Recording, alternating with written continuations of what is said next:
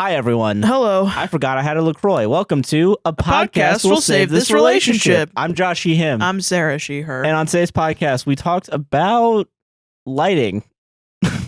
LED lighting. Yeah. And we also talked about the Orlando Oddities and not rarities. Curiosities and Oddities market. And that was pretty fun. That was really good. We did Starkit's prophecy, and there was a revelation. There was a having changed moment. There was. It was a big deal. Big change. Big change. And we did Reddit and listener stories. No listener stories yet. I'm going to get to that at some point. But yeah. No Reddit stories this week. Yep. No, all Reddit stories. All Reddit stories this week. I don't know how to do this show. All Reddit stories. Oops, all Reddit stories. Whoopsies. Yeah. But yeah, don't forget to like, comment, subscribe. And ring the gosh darn bell. Rate us 5 stars on Apple and Spotify. Indeed. And don't forget to check out our Patreon, Buy Me Coffee at those websites /APWSTR. And if you're like, I don't want to hear you talk about all this crap, just get to the Reddit. There's a link in the description. And there should be chapters as well. But if there's not chapters, go into the description and go down. All the way down. And click on it, and it'll take you to the link. You got to earn that link. You got to earn it. You got to scroll down a little bit. It'll take 2 seconds. Yeah. But it'll be down in the description. Hope you guys enjoy the show. Yeah. And see you guys there. Enjoy. Yep. Bye-bye. Bye.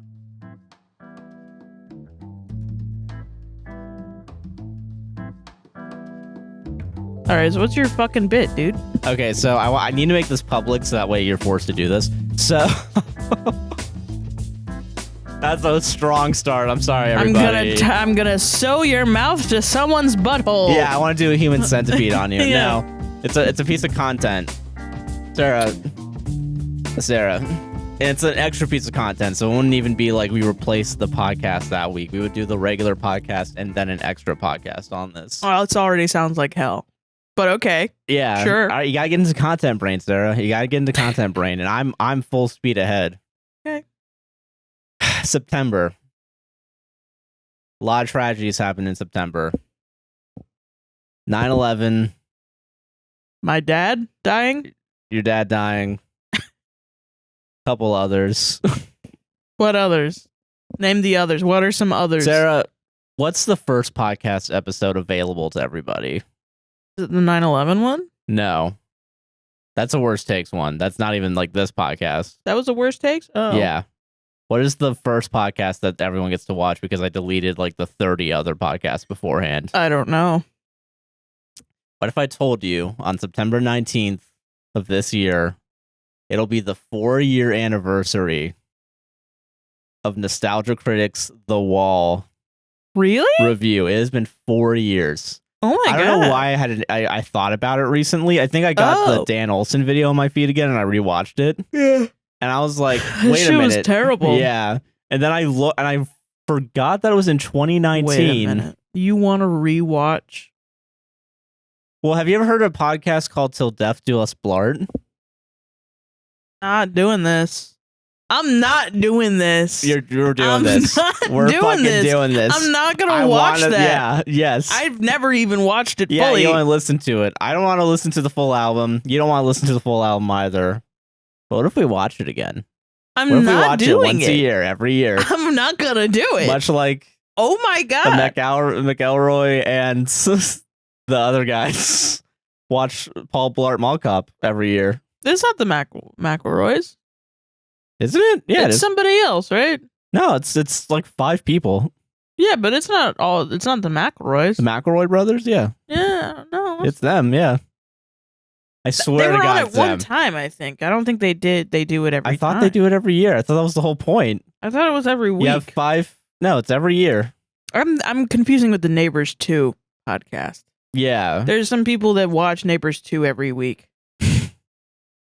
I want to join in. I want to join their ranks.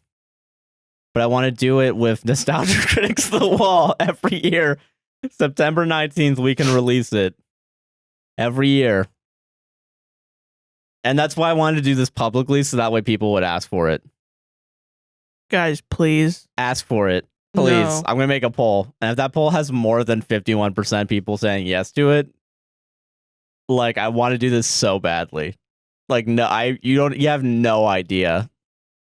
Because I was at work yesterday. I was bored off my mind. And I watched maybe 20 seconds of the review. Oh my God, yeah, they do it. Yeah, they do it. Yeah. What the fuck?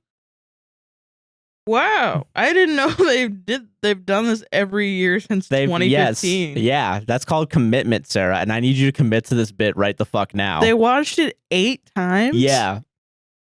Josh, I don't know. And I want to watch it 50 plus times. I don't. Oh my God. What have I done? What have I done? You're trapped, Sarah. You gotta do this. Fucking You trapped. gotta do this. You gotta fucking do it. I don't want to do this. I don't want to do it. This is like if you put me on the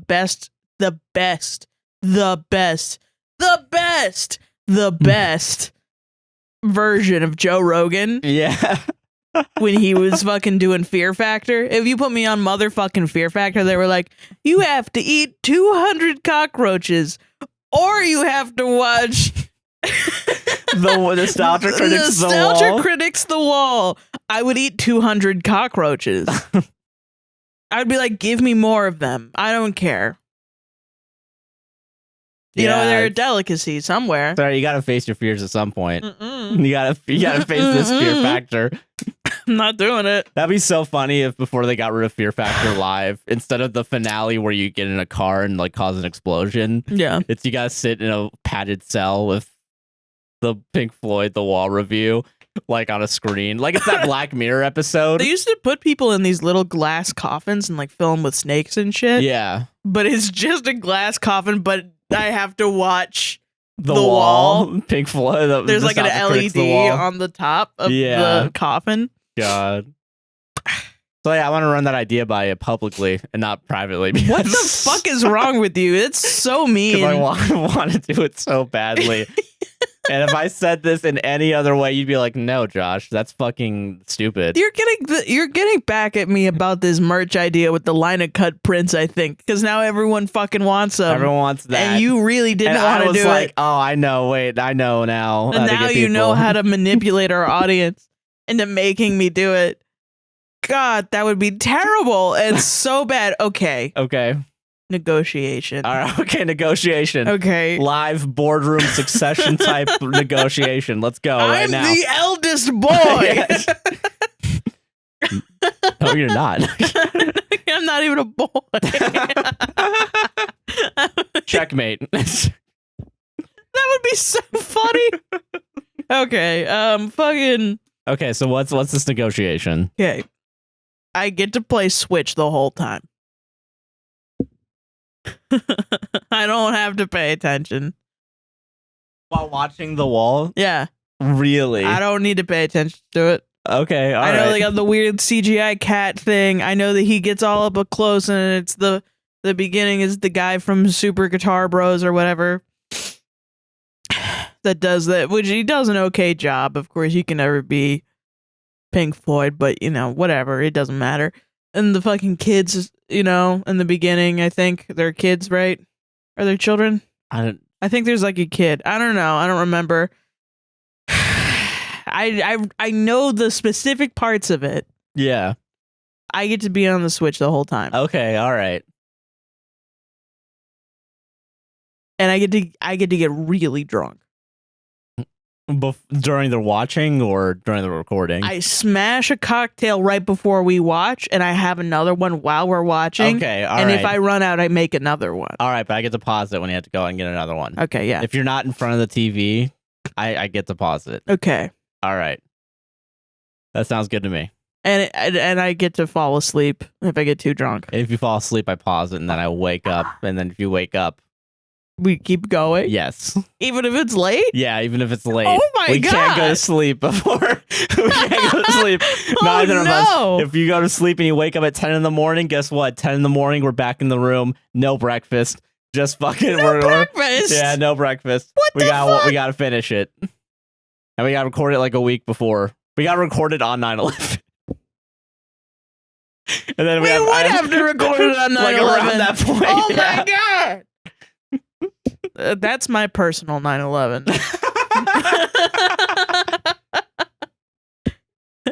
You ever heard of personal Jesus? The flip side is my personal 9/11. All right. Okay. All right. I think we have a deal. Is what I'm hearing. I think on the worst day in America, watching the worst video on YouTube. Yeah. Are you in? Are you in or are you out? Are you in or are you out? I'll do it. Yeah. But I get to get really drunk. You get to get really drunk and you get to play Switch. Yes. That's fair. That's fair. And so now during the video, I'm going to come back and I'm going to be like, I don't even remember what happened. Yeah. Like, that's my and goal. Then I get to jog those fucking memories out of you. That's going to be fun for me. You have like a clipboard and you're just like, this happened? I'm going to play. I'm going to find out how to have this shit. No! I'm going to buy another fucking Fire Switch thing, whatever the fuck, and plug it in. And it'll just be, yes. I want to do this. You have no idea. You have no idea how We're badly. We're going to have to get new lights so that you can turn everything red so it looks like I'm in hell. Because that's what it's going to look like. That's what it's going to feel like. Sounds good, yeah. Okay. I'm going to get a miniature wall set up here. I'm going to get a bunch of fake little wall pieces.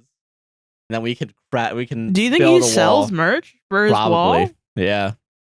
Do you think we could buy some? Maybe. Like does he have a vinyl pressing of his shitty wall version?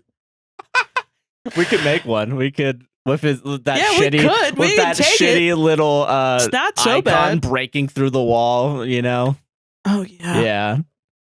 So I wanted to bring that up before I actually talk about my topics. I was like, what does he have to start the he never makes anything, for the beginning of the podcast. I wonder, it's got to be good. It's bad. It's really bad. Sarah, your bank account's gonna feel real fucking good after this, all right? This is gonna be, listen, all the way to the top, millionaire. #1 comedy podcast that week. Guarantee it. #1 comedy podcast. Break the Apple charts. Break the Chartable charts. Break the Spotify charts. Sometimes I'm like, I wonder if people that used to know me that don't like me anymore, they see that I'm being successful. Yeah. And I wonder if they're like, oh, fuck her, or like, they probably don't care, actually. But now I think I'm a fool. Yeah. Yeah. I'm just a whore. A content whore. No, you're not a whore. It's okay. Thank you. You're welcome. I'm a fool. You are a little bit of a fool, though. I'm a fool too. I signed up for this. Yeah, I'm well aware. Okay. Yeah, I'm a little court jester for fucking Tessa Violet and others. Yeah. Yeah. I like doing that though. That's nice. People I like that her. have been on the fucking X Factor for some fucking reason. Really? Yeah. What is the X Factor? It's American Idol, but Simon Cowell. Oh, okay. Yeah. I guess I was thinking Fear Factor. It was like, they would know. Yeah. What it is. It's the adult version of Fear Factor. Let's move on. All right. I have two mini topics before we do Starkits. Yeah, because I don't have any real big topic that will last 30 minutes. Yeah. One of them is using this platform to do a little PSA for everybody. Okay. Because this is my ADHD of the week. Okay. Okay. What's up? If you get rid of your incandescent light bulbs, everybody. Sarah's laughing. I need to explain. One of the lights went out while Sarah was taking One light went out. One light went out. Josh, listen. Josh is ADHD. Yeah. All right. So sometimes when things happen, they don't get done for a long time. And I have something undiagnosed. I don't know what it is because I also have this too. So I'm not blaming him and I'm not being ableist right now. Yeah. That's just how things are. And it's fine. The ableist police. Oh, fuck. No, that's just how the shit is in our house. And it's okay. I'm fine with it. Yeah. Josh is fine with it. So we've been living here for what? Almost 2 years now? Yeah. And slowly each light bulb. All of our lights are going out. Yeah. Now. We're at that stage of apartment living where all of our shitty lights are going out. Yeah. Usually what I do is I forget, put in a fucking maintenance order, and then they come over and they put in a new light bulb. Yeah. And they buy it. The lights went out in our bathroom to where we had no lights. And Josh immediately was like, oh, what are these incandescents? I'm going to go to Home Depot or Lowe's right now, and I'm going to buy like 1 million light bulbs. Yeah. And change out all of the light bulbs in our house. And now he's fucking obsessed with changing out our incandescent light bulbs. I've done it for literally every room that I had an excuse for. I haven't done it in like our bedroom. I haven't done it in like the living room. I still don't fully understand because you sometimes, ADHD, you sometimes go and you just do stuff and I'm just like, okay, honey, and then you come back and you're like, all right, I fucking fixed everything in the house. Yeah. Yes. I did that. Yes, you did. So, incandescent light bulbs are dog shit. Okay. They are the most wasteful form of light bulb, if I'm not mistaken. And they make a bunch of heat, and like the heat energy is why like light bulbs like fucking waste a lot of their energy and they burn out and shit. Yeah. And so what happened was, I'm gonna relay this from my perspective. You were taking a shit. I was taking a shit. And the light bulb went out, and then you called for me to say, hey, the light went out. And then I walk in. This is the first time. You're still shitting. I was joking. I was laughing because I thought it was funny to shit in the dark. Oh, okay. Because I'm fucking stupid. And then I walked and it's like, all right, I'll go get new lights. I didn't even say go get new lights. I was just like, isn't it funny that I'm shitting in the dark? And then you were like, all right, I'm out. And I was like, okay. Then I went back here, went to see if I could like get it at Lowe's real quick. And like if there were, and then I remembered because I watched the same guy that told me about elevators. Made a video about incandescent light bulbs and LEDs and stuff, and I was like, oh, let me get some LEDs because those are more power efficient. They're better for the environment overall. Yeah, and they last like 13 fucking years apparently. That's what they're rated for.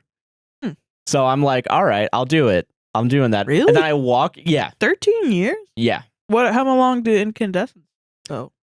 I don't know. Because I feel like I've lived in apartments my whole life, and I feel like about 2 to 3 years is when all your light bulbs go out at once. It might be 2 to 3 years, honestly. Because it's just how it feels. Well, because so the way the incandescent, the way it makes it life is it just heats up this really thin piece of like metal, basically. And there's like gases in there too that like allow this to happen. But like it just lights that thing really hot and really bright, and that's what makes the light. But it also then makes a bunch of heat energy, and that's why it's not efficient. Right. Okay. That's why you need like, so in that bathroom there were like either 125, or I think in your bathroom, the one in there, it was like rated for like 150 watts per light bulb. Oh my god! To make that little amount of light. Yeah. Yeah. It was. Yeah. Wow. And like I replaced it with, I think maybe like a 60 watt or a 60 watt equivalent, and it's like 6 or 7 watts per hour. Damn. Yeah. Okay. Like it's like about a tenth of the energy. And you said that our energy bill went like way down.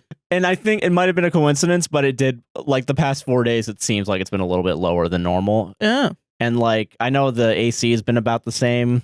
Yeah. And like it's supposed to help out a bunch. Yeah. Like, and that's also part of the reason why I want to get rid of these lights and replace them with LEDs. Yeah. I think it's technically like, I mean, it's not a lot, but it's probably like $250 each light. Also, if LEDs fall and crack, do you have to fucking evacuate your house? No. So, no. yeah, that might be another good. benefit. Yeah. But yeah, so I replaced pretty much every single light that I could, which included this bedroom too. There's finally all lights in all the fucking thing finally.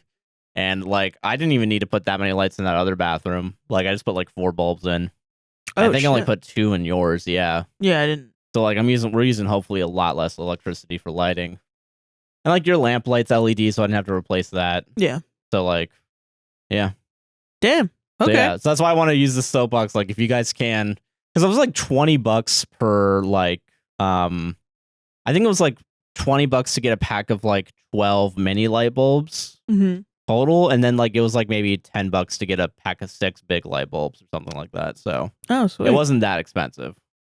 And if it's gonna save money, like I saw somewhere say like it's gonna save you $2,000 over or $4,000 over 20 years. We're weird people. Yeah, elaborate right now. Why? What? Our interests are weird. Yeah, that's fair. Yeah. Yeah. Yeah, I am saying that your interests are weird. Thanks, I appreciate it. But saving the environment. But I love you. Being a hero. Being a hero. Being a light bulb hero, yeah. I'm like, I fucking love that. I was just thinking, I fucking love this that we're talking, that our podcast is talking about light bulbs. Yeah. And then we're going to talk about this like 2-headed goat convention we went to. Oh, yeah. And also Smosh. Because that happened. That was my second mini topic. Well, real what quick. the fuck? We went to this whole thing just to talk about it on the podcast. Smosh is reunited. That's good. Okay, that's the end of my topic. Oh, that's awesome. But yeah, it's a good podcast. Yeah, I was just talk like, about whatever we want. That's really cool. I don't know. I was just thinking like that's cool as shit. But also, like, who the fuck is this for, I guess, was my first idea. Literally no one. Literally whoever just listens. Yeah. You know? Exactly. God bless you for listening. I don't know. Like, definitely going to that thing today. Yeah. It was a me thing. Yes. Yeah. And this light bulb thing is a you thing. Yeah. So I was just thinking, like, we're fucking weird. Yeah, we're weirdos. Yeah. Yeah. Being a hero, though. Being a hero. Because you changed a light bulb. Yeah. I agree with that, actually. Never mind. No, you know what? I'm going to double down on that. Yeah. Yeah. So, yeah, no, I guess that's my topic is just light bulb. Real quick, it's like a mini, little PSA. If you have fucking incandescent lights, switch them out with LEDs. Nice. They make them. It's relatively cheap, and it'll save you money in the long term. I was surprised how cheap they were. That's pretty good. Yeah. So yeah, that's my little soapbox moment. That's my 60-second soapbox. 60-second soapbox? Yeah. Yeah. Yeah. What do you think about the thing? About the convention we went? Not the convention. So it's called the Orlando Oddities and Curiosities Market is where we went. Yes.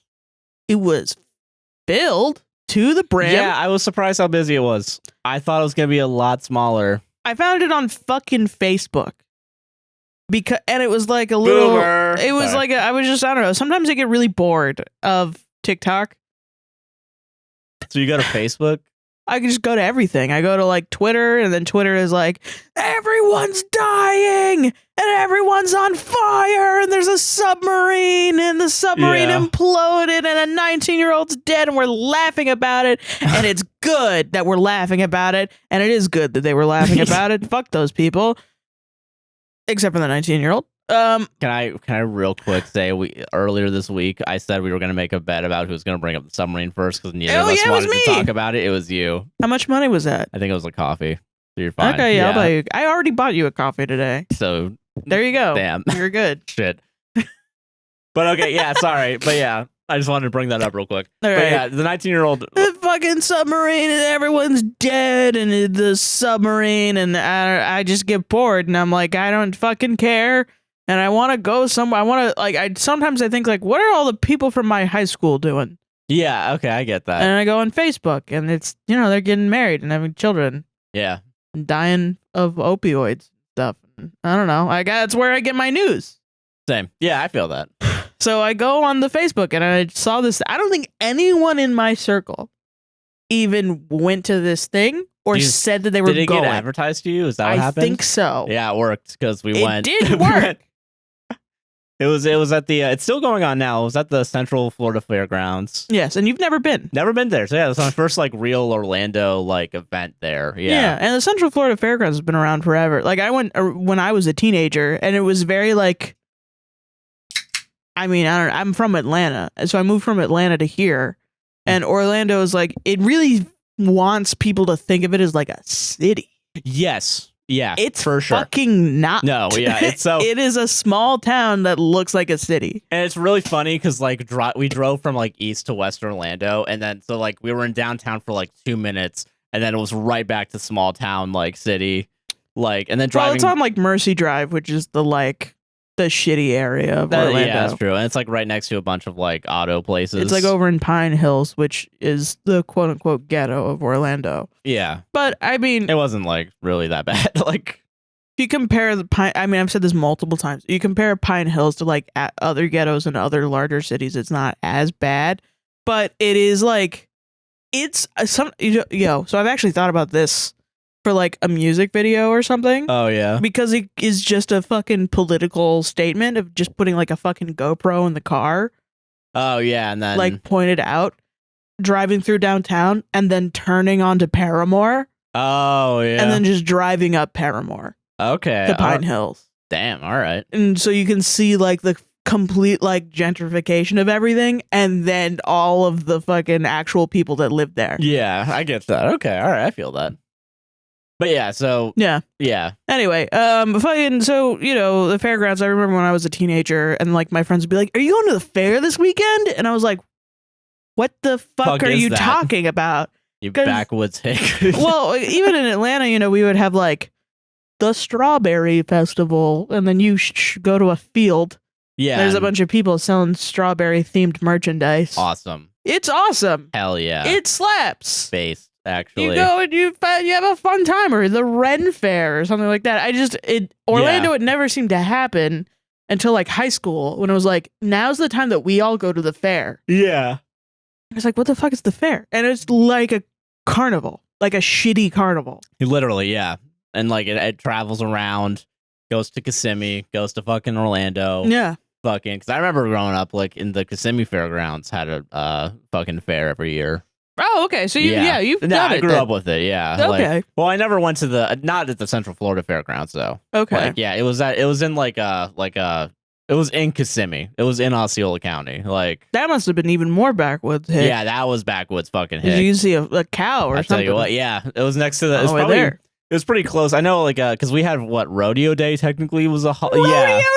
Yeah, but that was a I fucking go holiday. To rodeo day. I never went to it. I would just because my mom's a fucking northerner, you know. Yeah, she's a Yank for sure. Fucking Yankee.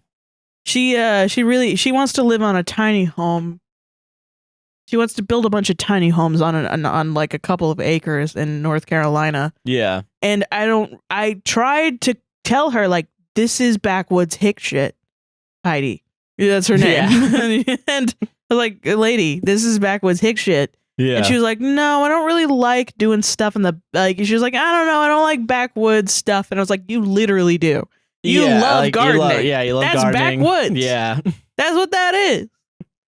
My dad's from chopping Tampa, down a tree and lighting that shit on fire. Yeah. That's what that shit is. You're going to have to do that. And I'm like, if you invite me into the woods in North Carolina, I'm going to do that. You don't want me there then. Yeah. God. You're trying to gentrify farmland. Not how that works. Yeah, rock and roll.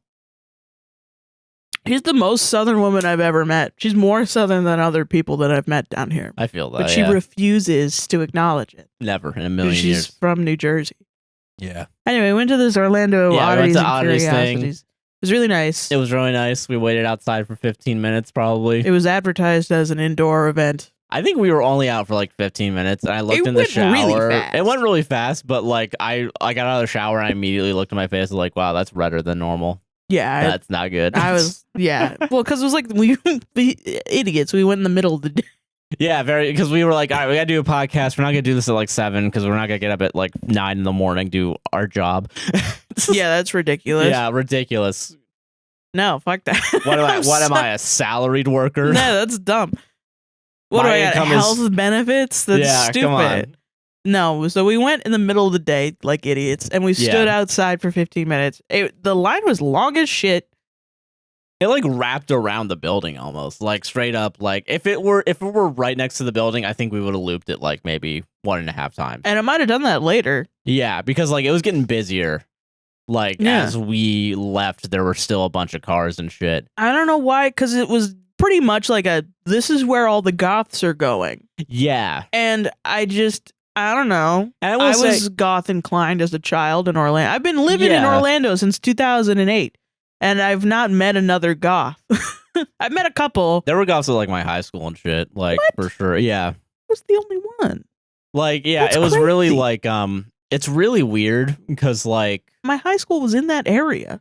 That's crazy town. No, yeah, it's weird because like, I don't know how to describe my relationship with goth culture because I'm not goth.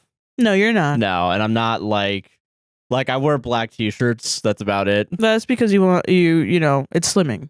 Yeah, and also, yeah. That's why everyone wears black. Yeah. Yeah, and also because I grew up as like a technical person, like a techie. Yeah. So like techies will always wear black. Yeah. And like, so I just wear black now too because of it. Yeah. But like, yeah, literally like, I've never I knew a bunch of people in high school that probably would have been to this thing. Really? Like, probably, yeah. A bunch? No, it wasn't like the whole school, but maybe like 5 or 10 people in a like 1,000-person school. That's a lot. That's 1%. Yeah, 1%. I always thought goths weren't around because it's hot. Here? No, and I was thinking about it more. It makes more sense that there's a gothic culture here because like Halloween Horror Nights, I think, is probably the main reason. People love weird, spooky shit around here. Yeah, and they, it makes sense that like, there was like, I know in Jacksonville there's a big goth culture. I'm not surprised. Yeah. Like they actually have like a goth club. Yeah. And around here, they have the iBar, which is like an independent bar, which is kind of where all the goths go. But it's like they'll do like an alt night. They don't have like an actual like goth. This is goth every night bar. You know? It's definitely like, there's not enough people to where there's a scene, but there's just enough people. I think there is a scene now. I think there's a scene, I'm convinced now because there were 5 million people there. Yeah, and like straight up, like it was packed as shit. And it's like really, I'm gonna say small. Like it was kind of small. It was kind of small, but it's not like I'm not. That's because you work at the convention center. Yeah, that's why I work at a convention center, and it's like maybe it was like 10,000 square feet. No, that's me lowballing it. It was probably like 50,000 square feet here. At the one we went to today? Yes, yeah. Yeah. Maybe. It was fine. It was big. It was fine. It was big enough. It was like a farm. It was like a farm, like a barn. Yeah, kinda. And I will say, it was apparently overcrowded enough that like they had to monitor how many people were leaving before people went in. I think that's why the line was so long. Someone talked about that. Yeah, like straight up. And I was like, as soon as I saw the line, I was like, this is a Tana Mojo. This is a TanaCon situation. It's almost not big enough. Yeah, like they didn't know how many people were showing up. It was crazier to me too, because like it seemed like there were a lot of like people and like people that were trying to like sell stuff or like talk about stuff. Like the booth ranged from like this super big, like we're gonna have show big tapestries. Yeah, like and really cover, tall. like shit. really tall, really wide. To like if you're one person and your author, we're gonna give you like a tiny booth, 5-foot table. But then she had like 10 people in line. Yeah, exactly. So it's so good. I'm not even gonna say like it's bad. Yeah. It's just interesting the range of like it was space. Very diverse for a convention. And like so the first thing we went, we bought some t-shirt. I bought this t-shirt from some people. Yeah, and I have a shirt that I need to wash. But no feet. It's basically this. It's this on a t-shirt. It says no feet. And I thought that was really cool. Yeah, I just kept saying no feet over and over again. And Sarah got the message. It's good. It's great. Yeah. Yeah. Dude, I wanted a no feet shirt. Then you're like, I want the no feet shirt. And I'm like, God, this happens every time we buy shirts. I want it. You can't get two of the same shirt every time. I swear to God, I mentioned the no feet shirt first. I was staring at it. Well, I saw it first. I thought it said no fees. And I was like, I don't know what that means. So I moved on. And then you were like, no, it's no feet. Yeah. No feet. So. No feet. No feet. Damn. Gotcha. But we went there and we talked to the nice lady behind the counter. And as we got there, the guy there was like, all right, I'm going to get out. I'm out. And she was like, I'm going on break. And then we were talking to her and she was like, I'm overwhelmed. I was like, yeah, I get it. I was like, dude, yeah. And she goes, I would be overwhelmed. Are you fucking kidding me? She looked at me and she was like, fucking people keep coming in. I worked at Universal outside at like the carts, and I feel like that was not as bad of an experience as this one day. It was insane. Like 2,000 people going. There was probably like maybe 300 people in the building at a time and probably like 500 people at a time waiting outside. And you joked around about like, why don't we put this in the convention center? Like, let me talk to the event people. And they convince them, legitimately, please. I'm like, yes, legitimately, yeah. Like, they should, because there's a lot more room. So one of the things I could think of is I think that it's just way more expensive to do shit at the convention center here. For sure. And like straight up, like excuse me. Like also another thing is like parking's like $30. Yeah. As opposed to $5. And I'm willing to bet they want to try and get more money to like. We spent like about like 120, I think. But like. That was mostly on like coffee and on the shirts. Well, we got a lot of merchandise. Like, if we went to MegaCon, it'd be $35 a ticket if we got it early per person. I remember when MegaCon was here, I was looking $30 parking. Yeah, it was like $70 a ticket a day. Because that's because we didn't know about it until the week of. Yeah, true. But if you get it in like January, it's like 35. Yeah, so like it's very like it's probably gone up now, but yeah. Yeah. That's what it was in 2013. Yeah. And then that was before Joe Biden became president and caused Joe-flation. Caused Joe-flation, yeah. But no, yeah, so like straight up, like fucking it was very, I think it would benefit from having like even like a hotel on iDrive, I feel like. Or even like by the airport, like one of those smaller convention centers. Yeah, I know that Playlist Live does that, right? Yeah, Playlist Live, they did a hotel by Disney. I don't know if they still go to it. It's like I think it's like the Marriott. So it's fucking expensive too. I think that maybe just because like maybe they don't think people are gonna stay, like people aren't gonna travel for it.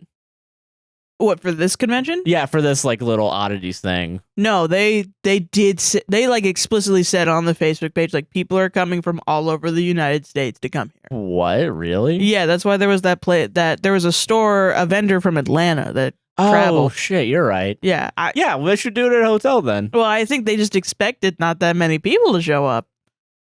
Wonder, that's weird. But because it's like, I mean, I've been into weird, creepy shit since I was a little baby. Yeah.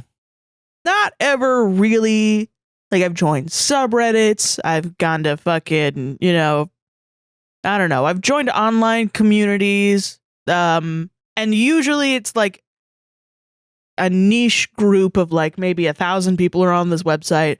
Maybe 20 people use it a day. Yeah. And like, I mean, it's weird because it's like enough to make a living. You know what I mean? Yeah. But it's like you're not, and you're just very close knit with people. You know what I mean? Yeah, I get that. And it's that's kind of how the American goth subculture is today. It's like alive and well for sure. But if you said that, it's just not mainstream. It's like a couple of levels below it. Yeah. And I think that's what they expected, was like maybe a handful of people show up, but it was like a lot. It was a lot, yeah. 1.8 thousand people said they were going, and I think more showed up. Yeah, because I didn't say I was going. Like you said it, like you said you were. I didn't say I was going. Oh, really? Yeah. I just showed there's up. way more people there. Yeah. Yeah. Like the parking lot was like filled almost. Like, yeah. And I think they were slowly I think they were getting smart and like filling in as many spaces as possible before like having to go super far out. Yeah. I think we were one of the last few rows before they started doing that. Yeah. But like, yeah, like I remember walking in, there wasn't that many people by like the food stands and stuff. Mm-hmm. But then like as we were leaving, there were a lot more people there, a lot more people in line, a lot more people like just trying to get in still. Yeah. Yeah. And I think we got really lucky that people were leaving. Yes. Because we would have been outside for longer, I think. I think so too. And it was like almost heat stroke. Yeah, it was bad because like I think we walked maybe people were full goth too. Yeah, and like I don't understand. Well, and also you saw the fucking the banger goth parasols too. And I got pissed off because I'm like, fuck! I It's just a got an smart umbrella. idea. I just got an umbrella this fucking week. Bruh. That made me really happy to see that because I remember that being a thing. Yeah. Man. I'm seeing that more often. People just having umbrellas when it's like sunny out. Well, it's really hot. Yeah. Yeah, it makes sense. Yeah. I'm just gonna start bringing the umbrella anywhere, honestly. Fucking dude, that's goth shit, dude. Yeah. I'm sorry. I'm just gonna co-opt goth culture and make it cultural appropriation. Yeah. Yeah.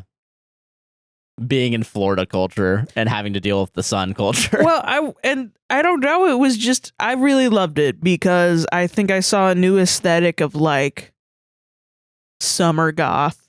Yeah. And it's fucking awesome. Like tropical goth. Like this shirt is a pineapple with a skull. In the back it's the Goth Surf Club. Yeah. And fucking I love that shit. We saw a guy with there was a Hawaiian shirt, but it had Freddy.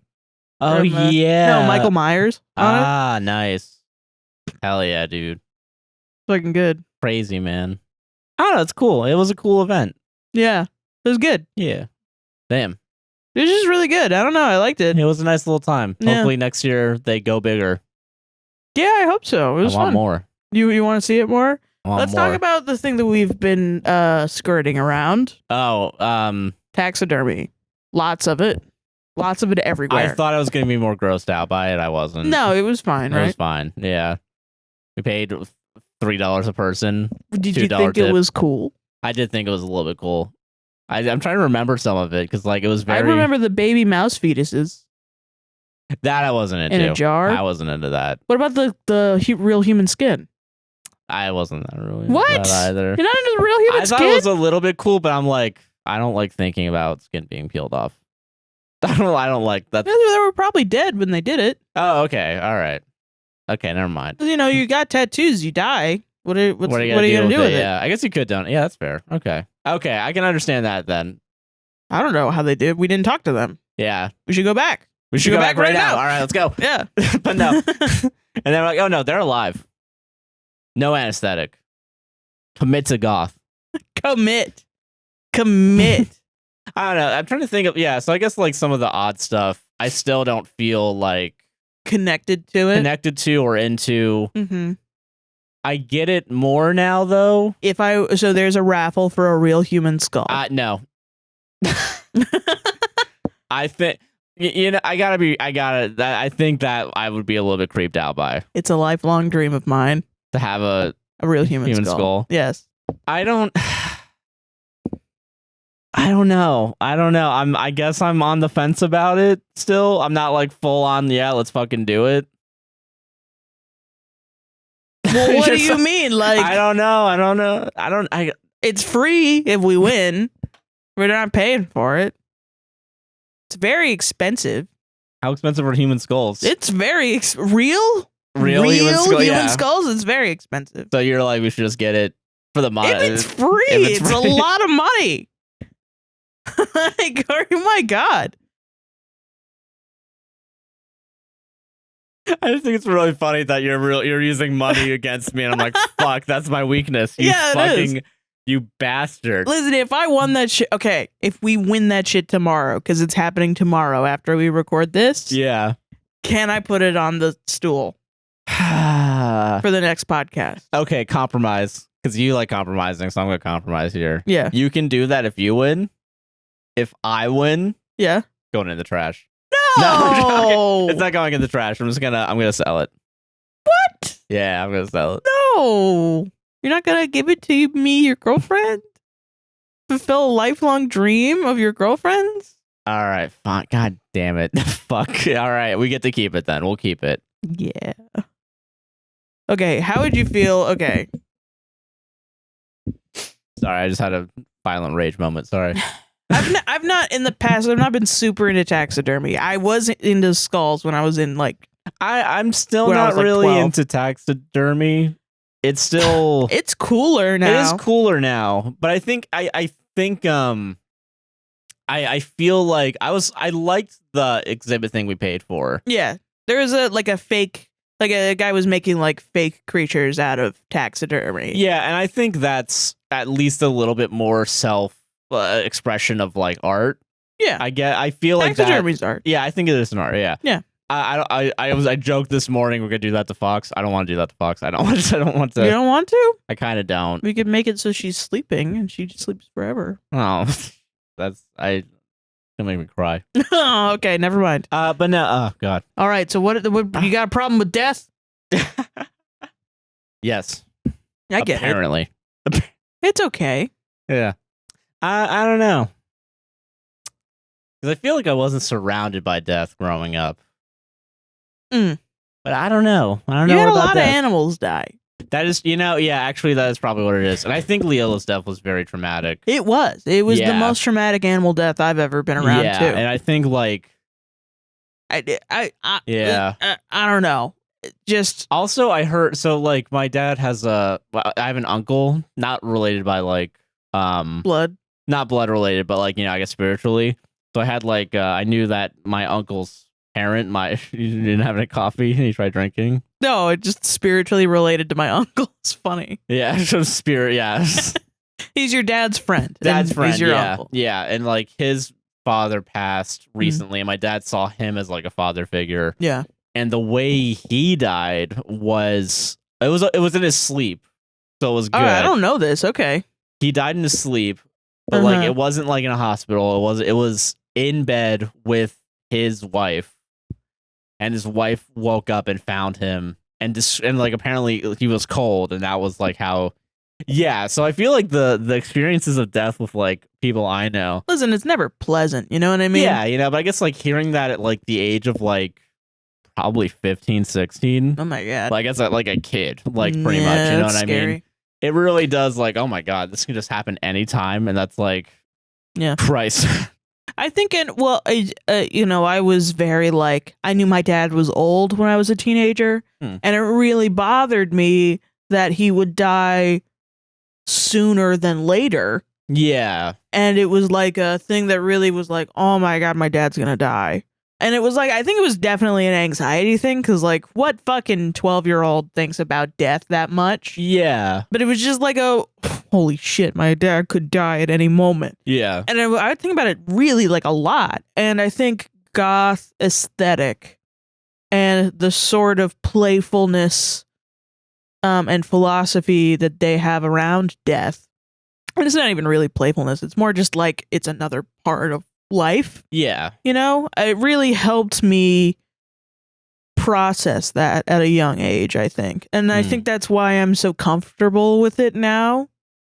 I get that. It still sucks. Like, you know, Leola was very traumatic. And I definitely haven't been through I haven't seen a lot of things die. You know what I mean? Yeah. I will say something that doesn't help, and I don't know if this happened in my childhood, because I don't remember anything about my childhood. Okay. Or I remember like very few things about it, and I feel like it's just because I have a shitty memory. My mom, and I need to bring this up because I was going to bring it up, I think.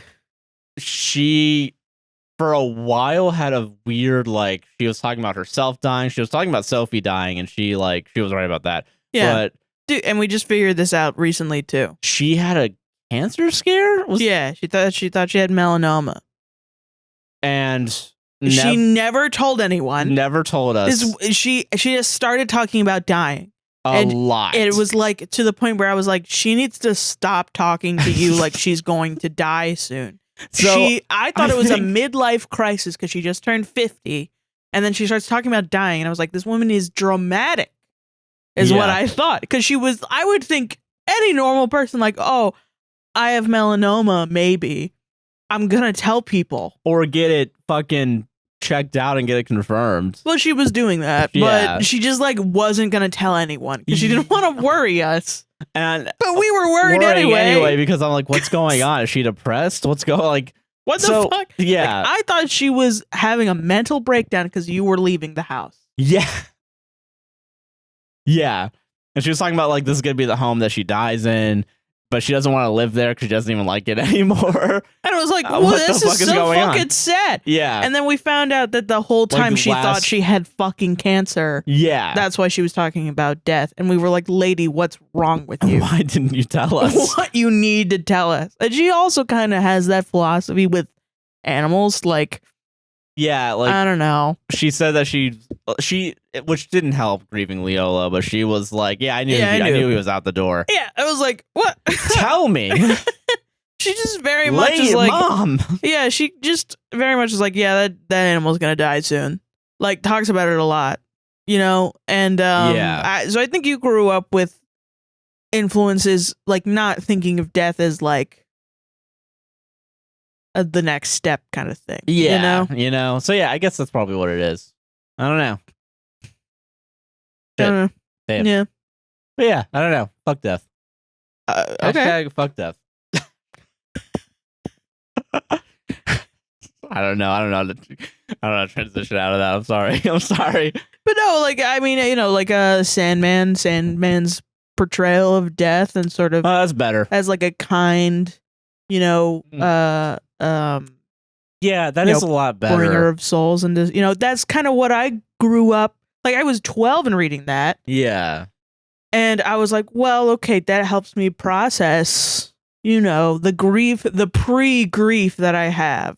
Yeah, okay. You know, because I had when I was a kid, like 5, I had that moment where I go, wait a minute, am I gonna die? Like, you know, when you're a kid, you think you're gonna live forever, you know, like everything's forever. And then death somehow comes up. I don't even remember how it came up. Yeah. And it was like, I was like in the car, like listening to the radio, and I was like, death, what is that? Like, oh, some people it's not forever. And I was like, wait, am I not forever? Like, had an existential crisis. Yeah. At 5 years old. I get that. Yeah. I think I had my existential shit like in my teenage years. Yeah. It was because Iron Man died. I love you 3,000. Bryce. But no, yeah, so I don't know. I think my experiences with death have been like not great, and also during like the formative years of my life. Mm-hmm. very scary. Yeah, and I think that's why I'm scared of it now. Yeah. And then as an adult, having a bad experience with Leolo, my mom just saying that everyone's going to die. And yeah, just absolute anxiety. When the person that gave you life is like, it's ending. Yeah, it's like, it's whoa, ended, dog. Baby.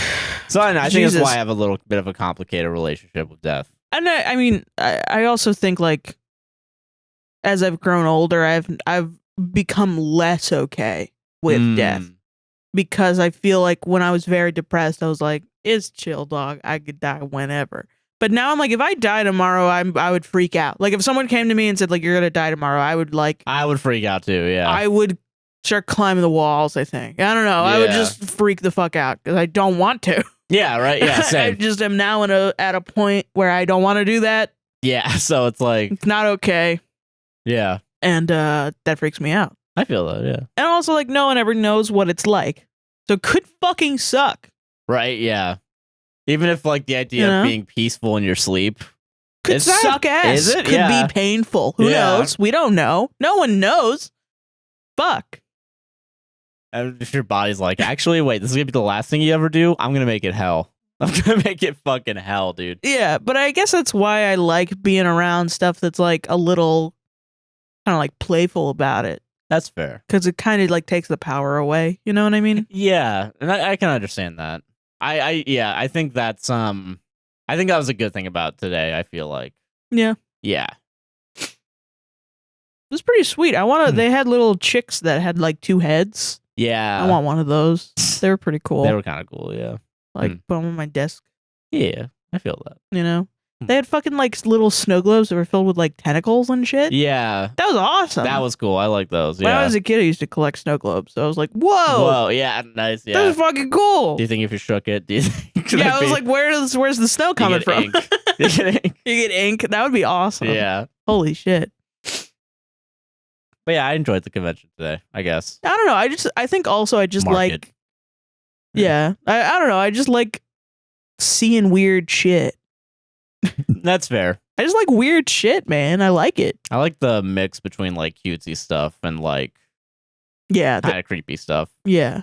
Like a bunch of someone was like selling like heart-shaped like flannel pumpkin patch stuff. Like okay, cute. Yeah, and I kind of like that. Like a little case that you carry and stuff. Yeah, it was like just like Halloween aesthetic, you know. Yeah, and I think that's nice. You know, the fall aesthetic.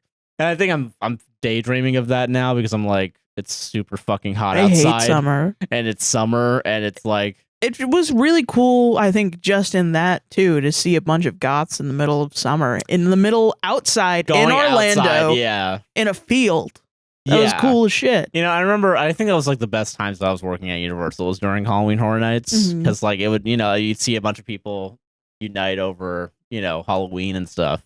Yeah. Like, I don't think Halloween is my favorite holiday. It's the one where I get a bunch of money from my parents. And we say it's about Christ, but it's not. But like, oh, okay. Yeah, it's now I've caught up. Yeah, it's Quimbus. I don't know what the fuck my favorite holiday is. I don't have any favorites. But like, I don't know. It's fucking. It's that time of year is very nice, and I feel like it's nice to see people come together. Get weird. Yeah, and get a little weird. Yeah, and I like that. I liked also like I don't know. I think usually when people are weird, I vibe better with them. Yeah. Like, I feel like I had a bunch of cool like, you know, there was somebody in front of us that had Crocs, and we were both wearing Crocs. Yeah, and they pointed it out. And, you know, I pointed at them, and they pointed at us. I wanted to talk about that, because I feel like someone actually pointed out the Crocs while you were in the bathroom. Someone pointed that was a good idea. Yeah. And just left. That's awesome. Every time, every other time we wear Crocs and people point them out, it's to make fun of us. Yeah, and like, yeah, it was nice to have a bunch of people that are like, you're smart for wearing Crocs. Yeah, and I will say one thing that I kind of am not happy about with my Crocs is with the little pin drop things. I have Rick and Morty pin drops, then I'm like, oh, fuck. Justin Roiland's the Justin Roiland thing. Fuck, they're going to think I'm an asshole. But then I'm also like, it's a very popular show. I'm not disappointing my mom taking this off, damn it. Yeah, that's true. Yeah. There's going to be one day, if I do that, I would go to my mom's house and she's going to be like, where's the Rick and Morty pins? I think I have parent issues. Yeah. Yeah. I don't think I have a death issue. I have my parents got divorced at 12. And That's a good. My parents got divorced when I was like 4. And I had my existential crisis at 5. Is it just your parents get divorced and you're like, am I going to die? I think it's over. Nothing lasts forever, kiddo. That's crazy. That's probably what That's probably what it is. That's really funny in kid brain. Marriages can end. My inner child will never be satisfied. I just realized breathing. No. What?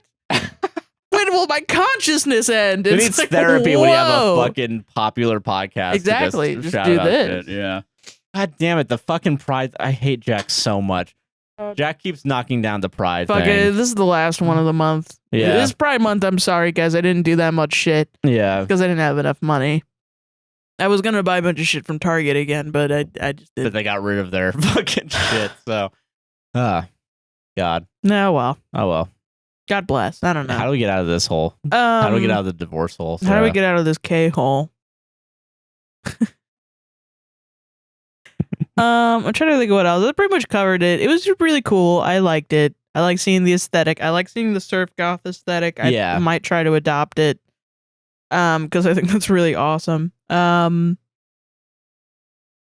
Starkit's prophecy. Okay. All right, let's get this over and fucking done with.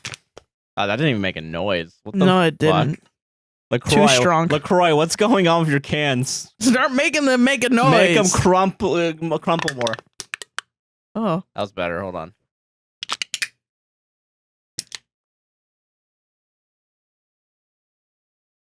We don't need a can crusher anymore. No, because you're strong. Yeah. One last thing that I'll say about this. All right. Okay. I feel better knowing that there's a lot of goths in my area. Yeah. Hot single goths are in your area, Sarah. Because, I don't know, in high school it was very goth. I had a cloak that was velvet and silk. Oof. I know, it slapped. It was awesome. I got it on eBay when I was a teenager. And I wore it to school, and people made fun of me for wearing it. And I fucking, I did the whole goth thing. And then I grew up, and I went to college, and I started wearing colors, and everyone else around me was like, Sarah's wearing color? Whoa. And that shit was lame. Yeah. I didn't like my aesthetic. I was doing it just because it was what I had around, and I was poor, and people were giving me shirts, and they were blue and green and not the color that I would like to wear, which is black. I feel that. And now I'm an adult, and I have money to spend, and I want to spend it on big old black t-shirts. That's what I want to do. Hell yeah, same. And I feel better about my aesthetic. Hell yeah. And I don't know why this is stuck in my brain, so it's the last thing. Okay, last thing. There used to be a TV show called Oddities or something like similar to this market thing that we were, Yeah. And this musician Aurelio Voltaire, that I used to listen to a lot. He did the Brain song in Grim Adventures of Billy and Mandy. Oh yeah. He was on this because he's kind of a quote unquote famous Sir Goth, I guess. Yeah. And he fucking went on this show, and what they do is it's like a Cake Boss type of show. Okay. But what they do is they thrift an item for you. Okay. Out of taxidermy and weird shit that they get into the shop. Yeah. So he showed up and he was like, I want a slice of human brain. Oh shit, okay. And they found it for him.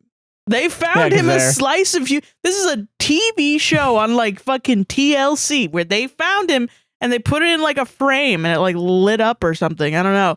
And they gave it to him and he fucking bought it. And I just remember that was what I would watch as a teenager. Yeah. That's fucking awesome. That's great TV. I watched SpongeBob. I also watched SpongeBob. Until I was yesterday. Till yesterday? I also do that too. Did you see the guy that's making SpongeBob out of stone? No, I haven't. There's a guy that's making it out of natural stone. Nice. He hasn't made the sponge part. He's made pretty much everything else. But interesting. That's cool. But okay, all right. Enough of that. We got to do Starkit's prophecy. All right, it's Starkit's prophecy. We're already an hour and 40 minutes of footage have been recorded.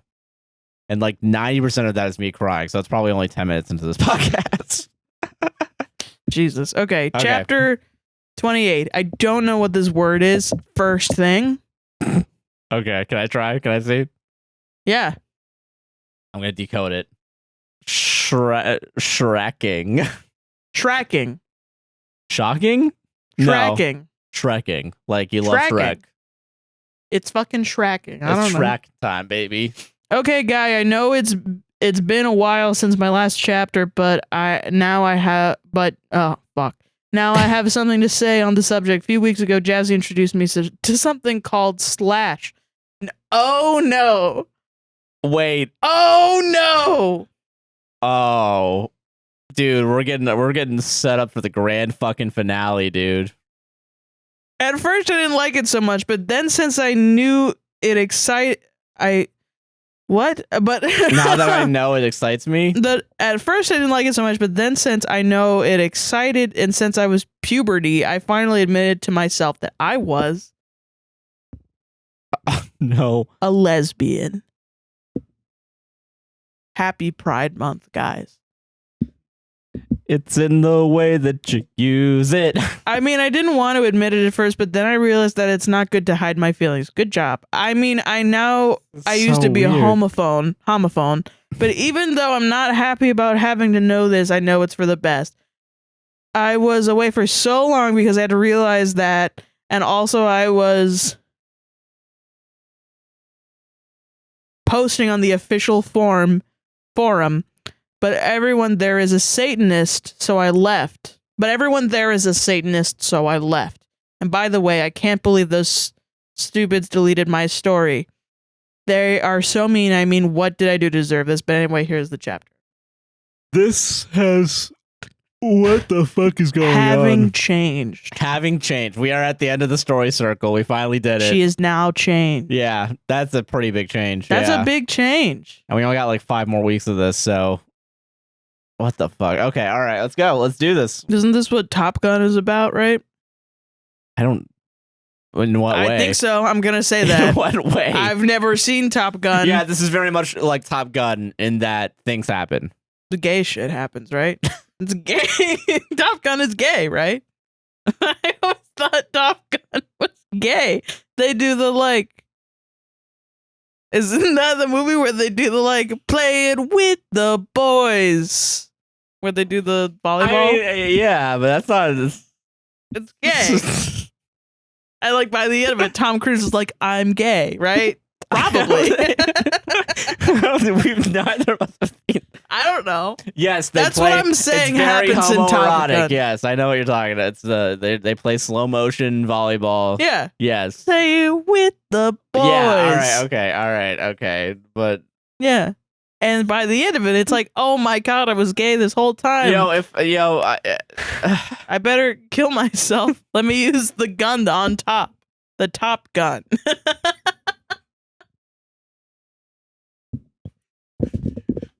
Read the fucking goddamn chapter, Sarah. Okay. I swear to God. Okay. Fucking Christ. That's exactly what this was Top Gun this whole time. Now that she remembered, Starpaw ran back to the camp with a new gall. She wanted to tell everybody who she really was. She got back there and passed Redpaw and Lakepool on the way out. Where are you going? Starpaw questioned. We're going to Satan Clan, replied Redpaw. But why? Said Starpaw. Being gay isn't a sin anymore. What? But why you gotta bring that in uniform? Hold on a second. She wailed after them. It isn't, said Lakepaw, but you said it was. I know, said Starpaw, but I found out about Slash. In fact, I've realized...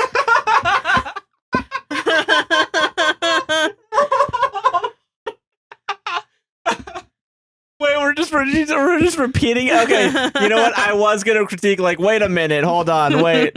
I know you went through this change, but has your character gone through this change? And now we've gone through the change. Now it's the change. We're going through the change. Okay, all right. I've dropped one bomb on you. I haven't dropped another yet. Yeah, I know. Okay, hold on. I found out about Slash. In fact, I've realized that I love Jazzpaw. Oh shit. is getting juicy. Oh. Sorry. Oh my god, really? This wasn't worth it. This still was not worth it. Asked Redfur because she couldn't believe it. But we're still going to Satan Clan because we're also atheists. No. So we still gotta. Well, why would they go to Satan Clan if they're atheists? Yeah. They don't believe in shit. You wouldn't also believe They believe in Satan. not believing, those fucking nerds. I want to go to Agnostic Clan. Where's Nothing Clan? Yeah, where's I don't know Clan. I don't fucking know Clan. Where sports are on at 9, I don't really give a shit Clan. That sounds like something like an alcoholic dad would say when his like daughter is trying to talk to him about warrior cats. Yeah. And he's like, "Oh, where's I don't give a fuck Clan." Whereas let's get to the Reddit segment Clan. Yeah, that's what y'all want. That's my alcoholic. No, Starpaw muttered. You can't go. Satan Clan is not the place for you. I should probably go and call Hawkfrost and Ashfit back because they can be gay now. Oh, and Flamebelt can come back too. We'll go tell them, said Redfur, and she left with Lakepaw. Stargleam. Oh, because the whole conflict was around the idea that they were just going to Satan Clan because they were gay. Yes. So they have to change the fucking rules to make it like where they're atheists too. Yeah. So that the plot can continue back to where it's supposed to be. Okay. Yeah, Josh. I'm just catching up. I'm sorry. Yeah. I gotta roll my hat real quick. Hold Okay, on. that's fine. We'll go tell them. Redfur said she left with Lakepaw. Stargleam then went back to camp, and when she got there, she jumped onto the high rock. Attention, all cats of ThunderClan, she yelled. I have an announcement. The cats, what is it, Starpaw? They asked. I have a confession, she yelled. I am Star. I didn't know that. But wait, they didn't want their name to be Star. Like eons ago. They wanted to change their name back to around so that way it wouldn't be Star.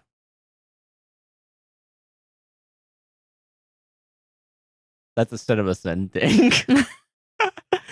Josh, this is very anti-Jesus, what you're doing right now. Star has a lot of similarities. Well, I'm sorry. Jesus. I'm on fucking Agnostic Clan. I don't know what to think. Jesus. I'm on the Fence Clan. Sorry.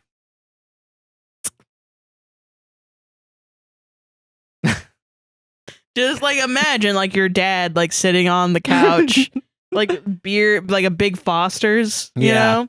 I will say I felt like that like during the walking around, like I'm just trying to be a supportive dad here. Just walking around the convention, the thing. The market. Yeah, I was like, you know what? I might not be too into this, but you guys have fun.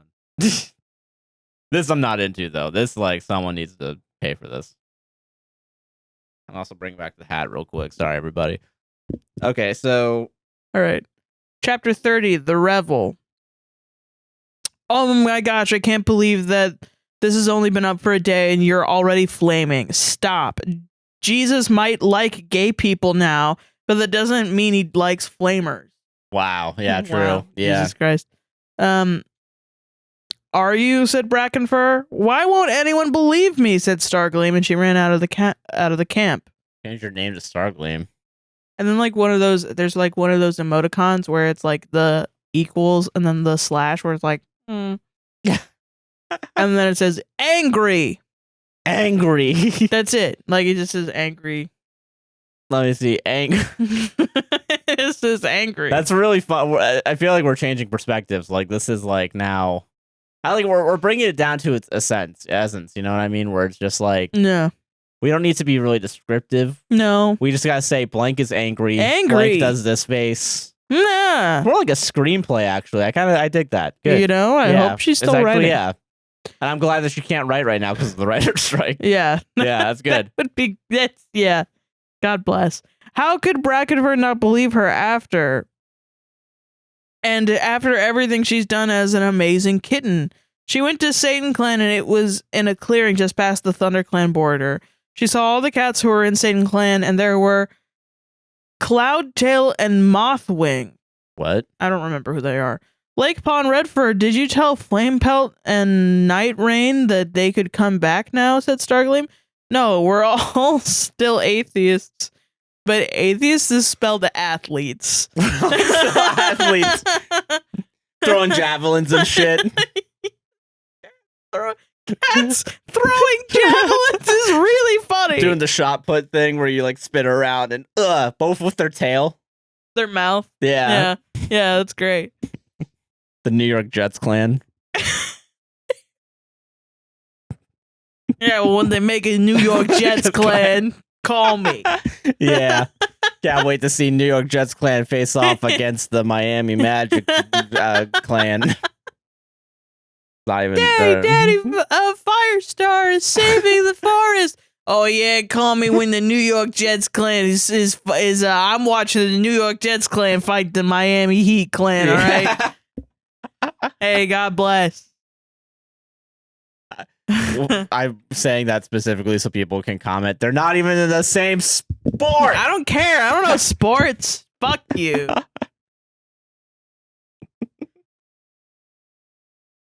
Yeah, well, Awesome. can Firestar save the fucking Cowboys clan? Hey. Yeah. Come on. Hey, Gabagool.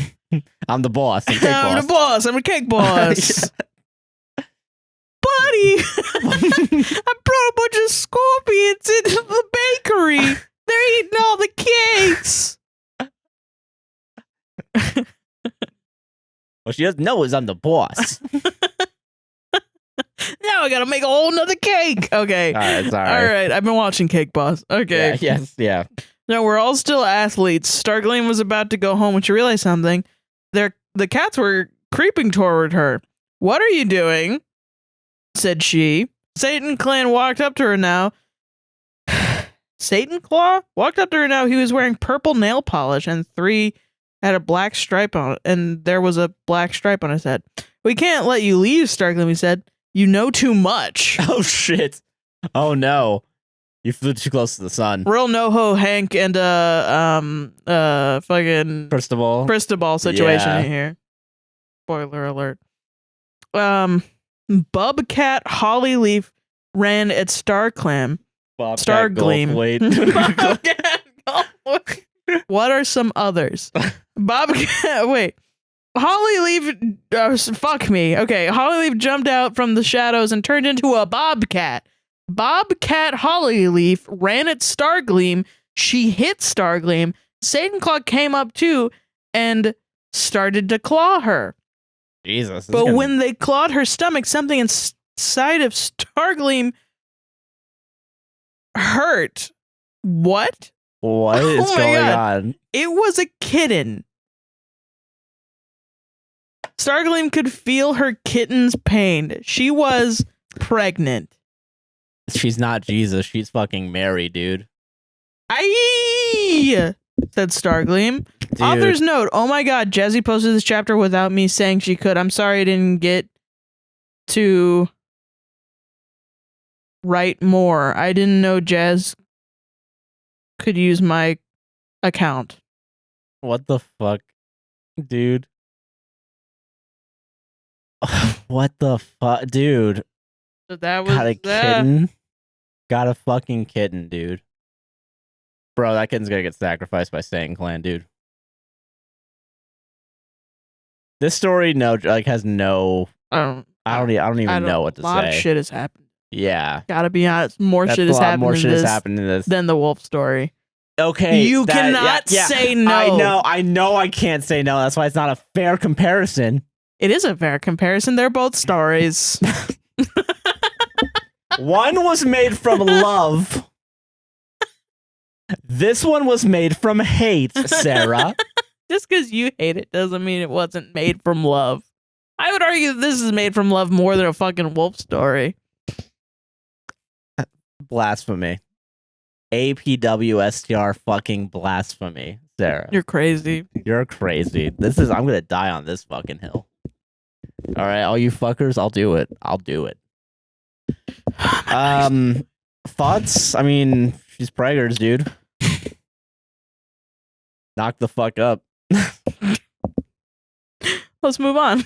Yeah, let's move on. Yeah. I don't know. Let's move on. Ads? That shit is weird. Do you think if do you think that's how that works? What? if you get kicked as a pregnant woman and you didn't know you were pregnant, that you go like, oh my God, I'm pregnant. Like, you know what I mean? Yeah. You make that realization. Yeah. You're like, oh, wait, that didn't hurt me. That hurt the baby. That hurt the baby. Yeah. Like that episode of Lost, which I'm going to spoil. I don't give a shit. I don't give a shit. It's old. Okay. If you haven't seen it, it's your fault. That episode of Lost. Almost 20-year-old show. Yeah. Yeah. There's yeah. Where the fucking lady, she's fucking, she was an ex-cop, right? She used to be a cop.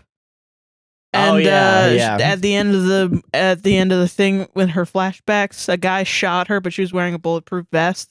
Oh yeah. Because it was like, what? This is supposed to be in the past, so she can't die. It doesn't make any sense because she's on the island. Yeah. Like what? And then it was like, well, actually, what, she could is have she been a dead, ghost? actually. Yeah, like, she could have been a ghost. What is she a ghost? Like fucking. They were all ghosts. Yeah. Jack's dad or whatever. Yeah. And fucking but then she gets shot. It's not funny, but it is funny because it's so stupid and dramatic. Yeah. And they're like, well, thank God you were wearing a bulletproof vest. And she goes, I was pregnant. And then she kills a man. Jesus Christ. It's fucking hilarious. I'm sorry. It's like really serious, but it's also like, it's one of those things where it's so serious. Yeah, it's like funny kind again. of funny. Yeah, I feel that. Yeah. Yeah. Yeah. I can't believe you spoiled that show, Sarah. I don't give a shit. Yeah. Oh, no, I was going to watch Lost in the next 10 to 20 years. Yeah. Because they're bringing back the revival to remember the writer's strike. God. You got to pee? Nah, I don't know why I'm okay. bouncing. Fucking, you can I'm going to spoil something. I'm going to spoil something real quick. Yeah. Rosebud, it's a sled. Oh my God, Josh. Yeah. I was going to watch that in the next 50 to 100 years. To 100 years. Yeah. Yeah. I can't believe you would do that. I'm going to spoil something else for you guys. Dumbledore dies. Fuck you. They killed him. He was always at the hotel. He was always at the Overlook Hotel. He dies in the book.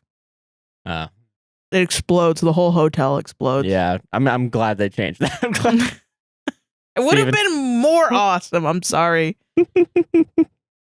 Nah, I like watching him piss in a urinal and tell a guy that he's gonna kill his whole family.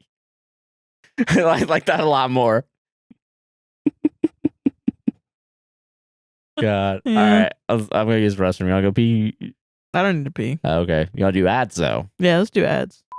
Welcome to the ad break. Welcome. Are you enjoying this podcast so far? Well, if you are, you better like, comment, subscribe, and hit the darn bell. And rate us 5 stars on Apple and Spotify. You rate, like, comment, subscribe on YouTube is what I meant. I didn't put in YouTube there. If you want to support the podcast financially, there's a couple ways to do it. You can go over to patreon.com/APWSTR, get the podcast a little bit earlier than everyone else, get exclusive content. We did 2 Reddit stories this week, exclusive for them. Hopefully they'll be able to get it out the same week. And yeah, hope if you want to have it all, it's only $1 a month. $1 to $3, you can also get a free trial for a week. And at $5 and $10, you'll get your name added to the end of the podcast as well as in the description. Hell yeah. If you do not want any of those benefits, but you want to send a little message our way, head on over to buymecoffee.com/APWSTR for $3 a coffee. You can give us as many coffees as you like. Yeah. And we'll say whatever you have to say as long as it's not racist, homophobic, or sexist. Josh, do we have any coffees? We got 2 different people giving us coffees this week. Oh my God. Thank you so much. Kaylin, her, bought 3 coffees. Hello. Hey guys, Hello. I've been listening to your podcast for a little over a year now, and I absolutely love it. I look forward to listening every week. It is the highlight of my day and gets me through work as it can be rough sometimes. Sarah, you're incredibly stunning, and I love your voice and views on things. Thank Josh, you. I love how funny and sweet you are, and you always have a positive outlook on life, on things as well. It's very refreshing. Keep up the amazing work, guys. You're awesome, and I look forward to more content. Heart emoji. Thank you. Thank Appreciate you. it. And Lysette, there's Lisette. Maybe Lisette. L-I-set. Lysette? Lisette, okay. Lisette, she, her, brought 3 coffees. Thank you for putting pronunciation as well. Hopefully I got it right. Hopefully, if it's not, then it's Lysette. I'm sorry. Lysette, yeah. Hi. Hello. I have been listening to you guys for about 5 months now, and I'm obsessed with you 2. Thank you. You guys are my comfort podcast. I also live in Orlando, Florida. Oh my Sarah God. is super funny and gorgeous. No. Josh is adorable, my boyfriend's favorite, lol. You two reminded me of my boyfriend and I. I feel like we could be friends. Love you two so much. I hope you guys have an amazing day. Thank you. Love you too. Yeah. Fucking, what am I thinking? Fucking, not a lot of people from Orlando, I think, listen to this podcast. I know, right? I think I was looking at, like, the chartable stuff. Like, we mostly have, like, people in, like, the Northeast and West. Not a lot of Southerners. Not a lot of those Southerns. Yeah. Get us out of here, guys. Come on. Come on, we're trying to get. I know some of you guys are making $200K a year. Fucking where's the patrons? Huh? All right. Okay. I know everything about all you guys. Let's not pressure them. Only if you guys want to. But yeah, thank you all for those coffees. Is there any other way so to much. support? Like, comment, subscribe. Yeah. Tell your friends. Tell your friends. Tell your friends right now. We got merch right now also. Yeah, and we're gonna work on new merch soon. But if you're on YouTube, it's right down below. It should be in the link below as well. Yeah. Yeah. I think that's about everything. I think so too. Yeah. Channel memberships are $3 if you want your name added to the podcast without the exclusive benefits of Patreon, but you get your name added at the end and it's nice. Yeah. Enjoy the rest of the show. All right, it's Reddit time, baby. It's Reddit It's time. Reddit time. It's Reddit time. Ooh, baby. It's I apologize Reddit for being time. so out of it. I think doing a bunch of physical labor yesterday and then walking today. Yeah, it wasn't that much walking. It wasn't that much walking, but yeah, I feel like I feel a lot more tired than normal, I feel like. So let's wrap this shit up. Okay, I got this one, and I'm doing it because I was interested Okay. by the Am I the Devil title, which is original poster can't stand anyone. Ooh, okay. And me too. Oh, okay. So you're like, I was like, me too, dog. You know, like so I want to bring you on the experience of me reading this the first time, because I was like, why is this on Am I the Devil? Because like fucking same. I also can't stand it. Yeah, I feel that. People are racist. They're homophobic. I keep seeing all this. Like, I just don't agree with a lot of shit that goes on, and I'm like, I don't know. People are very mean these days. Yeah. And I don't like it when people are mean. I don't like it. Okay, I can understand that. So I was like, I fucking get it. I was hoping, like, yeah, me and this guy, maybe we could be like, I fucking hate people together. Summer child, you were hoping for maybe an overreaction on Am I the Devil, but I'm assuming there might be a bit of a twist. So the title of the original post is, this is a life pro tip. Oh, okay, life pro tip. A request for a life pro tip. Okay. Life pro tip request. How do you age without getting grumpy or annoyed by too many things every single day? Okay. Me too. As I age, I get grumpier. That's just kind of how it is. Doesn't seem too bad. I'm only 52, but the more I age, the angrier I'm becoming. Okay. People around me frustrate the hell out of me as I am becoming super judgmental. Still, I agree. I am also recognize You're that walking I'm me being through this. judgmental. Yeah. Holding my hand through this. I appreciate that. I do physical activities quite a lot, running, table tennis, badminton, cycling, frisbee, etc. But it doesn't help improving my general mood. I have checked my testosterone levels. Didn't know that was a thing. Maybe I should do that. And was told they are fine. To be honest, I'm not interested at all in therapies and meditation. So any other practical ideas would be much welcome. Thanks. I already have a mental picture in my head. Even that, I'm like, maybe go to therapy. But like when someone says like, is this going to be something where the comments kind of... Well, it's what he's angry about. Oh, okay. All right. Even the therapy and meditation, sometimes you go to therapy and they're like, yeah, no, they give me shitty. There's shitty therapists. Yeah. Just meditate. Like, that doesn't fucking work, Janet. Yeah. I'm not doing it right, I guess. Yeah. By the way, I am not taking any medication.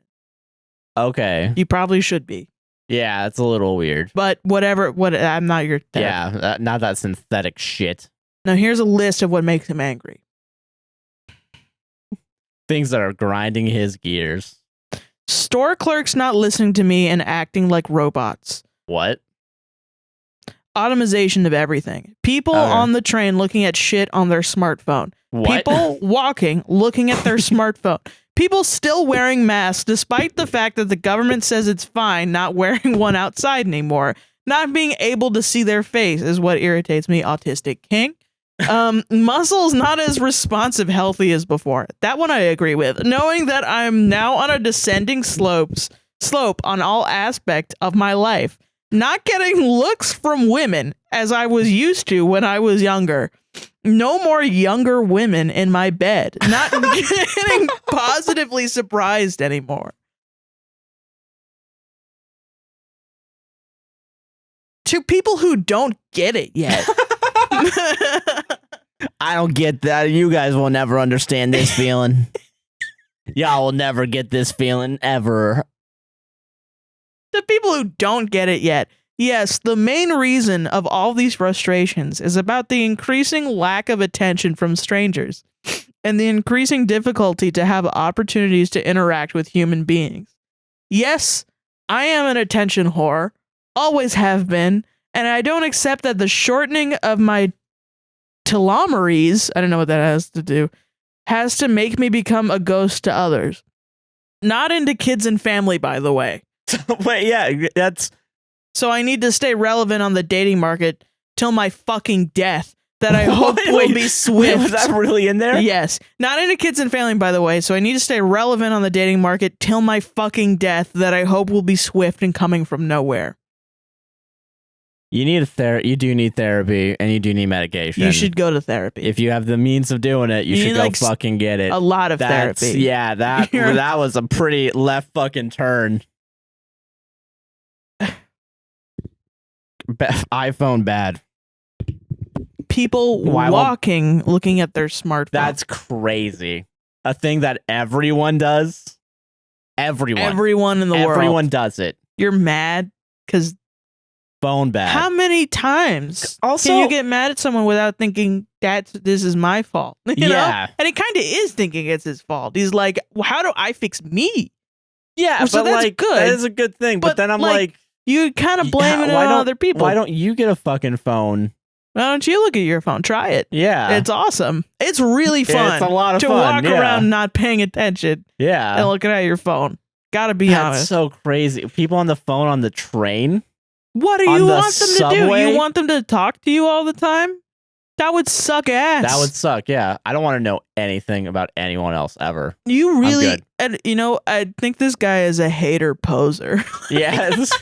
Like, you really don't hate people if you want their attention. Yeah, you don't. No. You love people, actually. I hate fucking talking to people. Yeah. That's the opposite for me, is like, stop talking to me. Yeah, get on your phone. Get on your phone. Get Go on your phone. call Stay it. the fuck away. Shouldn't you call your dad or something? I don't know. Yeah, I was at work and I was on my phone and like someone, like a coworker kind of came, like was not sitting next to me. I need to, setting the scene. I'm at this table. There's this table right here. There's like 4 other tables. Doesn't matter. I'm at this table. Coworker and I like him. He's a good guy. But I'm very obviously on my phone and have an earphone in right here. Yeah. And at some point he's looking behind me and talking to me as if he's talking to me, but he's mostly talking to this other guy. And kind of to himself and being like kind of saying confusing stuff. For no reason. And I'm getting confused and overwhelmed. I'm like, what the fuck is going on?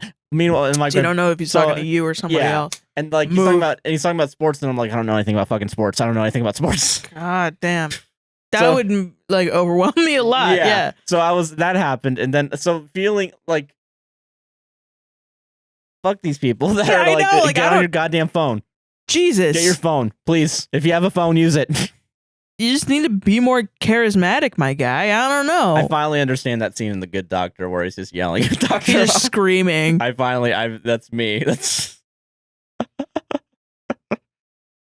God, I really. You're mad that you can't see people's faces. I mean, I really feels like an autistic thing a little bit. It does, but it like that you need to know like what they're doing to react. Really but that's weird. A very charitable. You have all these hobbies that I feel like you could get into like groups about, like, and talk to people. Yeah. Also, like, fuck you if you still hate people wearing masks, though, like a little bit. Everyone should be wearing masks. Yeah, and like it's and I know it's hard for me to remember. I don't even know where our masks are right now, but like it's fucking like I don't know, like it's still. God, I feel like also fuck trusting the government, you asshole. He trusted the government? Yeah, he said like everyone wearing masks, even though the government said it's fine to do. Oh. Yeah. Yeah, I don't Poser. trust the government. You're just not cool. You're just not cool. That's why people don't talk to you. I mean, I admit, like, I remember kind of feeling this way in college, because it was very difficult to meet people. Yeah. And it was like this is the time to meet people. No, and I agree. I get that. Like, it's very hard to meet people. But still. I also knew that it was like, I am mentally ill. Like, I was walking around like, I am mentally fucking ill. Yeah. That I have a problem with the Starbucks barista. I get that. You know what I mean? Yeah. I got like a thing every day with the Starbucks. And now I still have a thing with every coffee person I've ever met. For some reason, they're always irritated. Probably because their job is hard. Yeah. But, I don't let it bother me. You know, it's just like, go get coffee. The barista's gonna probably it's weird that you're be calling mean them to me. like I don't know. robotic and like, you know, like They're doing their job. They got to do it every day. They have a task, A to B, do it. You have no empathy for them. That's crazy. That's a little weird. So I don't know. It sounds like absolutely one of the old guys that would get on the phone. They're like, "Oh yeah, you got your script," and it's like, "Yes, yeah, I have a script. I'm gonna use it." There's legit. If I don't use my script, there's a legitimate change in my life, which is I get fired. Yes, yeah. I'm gonna use the fucking script. For sure. Like, oh yeah, you got to do policy. Yes. If I don't do the policy, I'm going to get fired. Or screamed at, which is not good either. No, yeah, not at all either.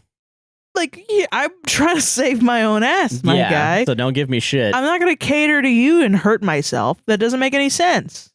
Yeah. Why would you want me to do that? Because you're mean. You're just mean. Yeah.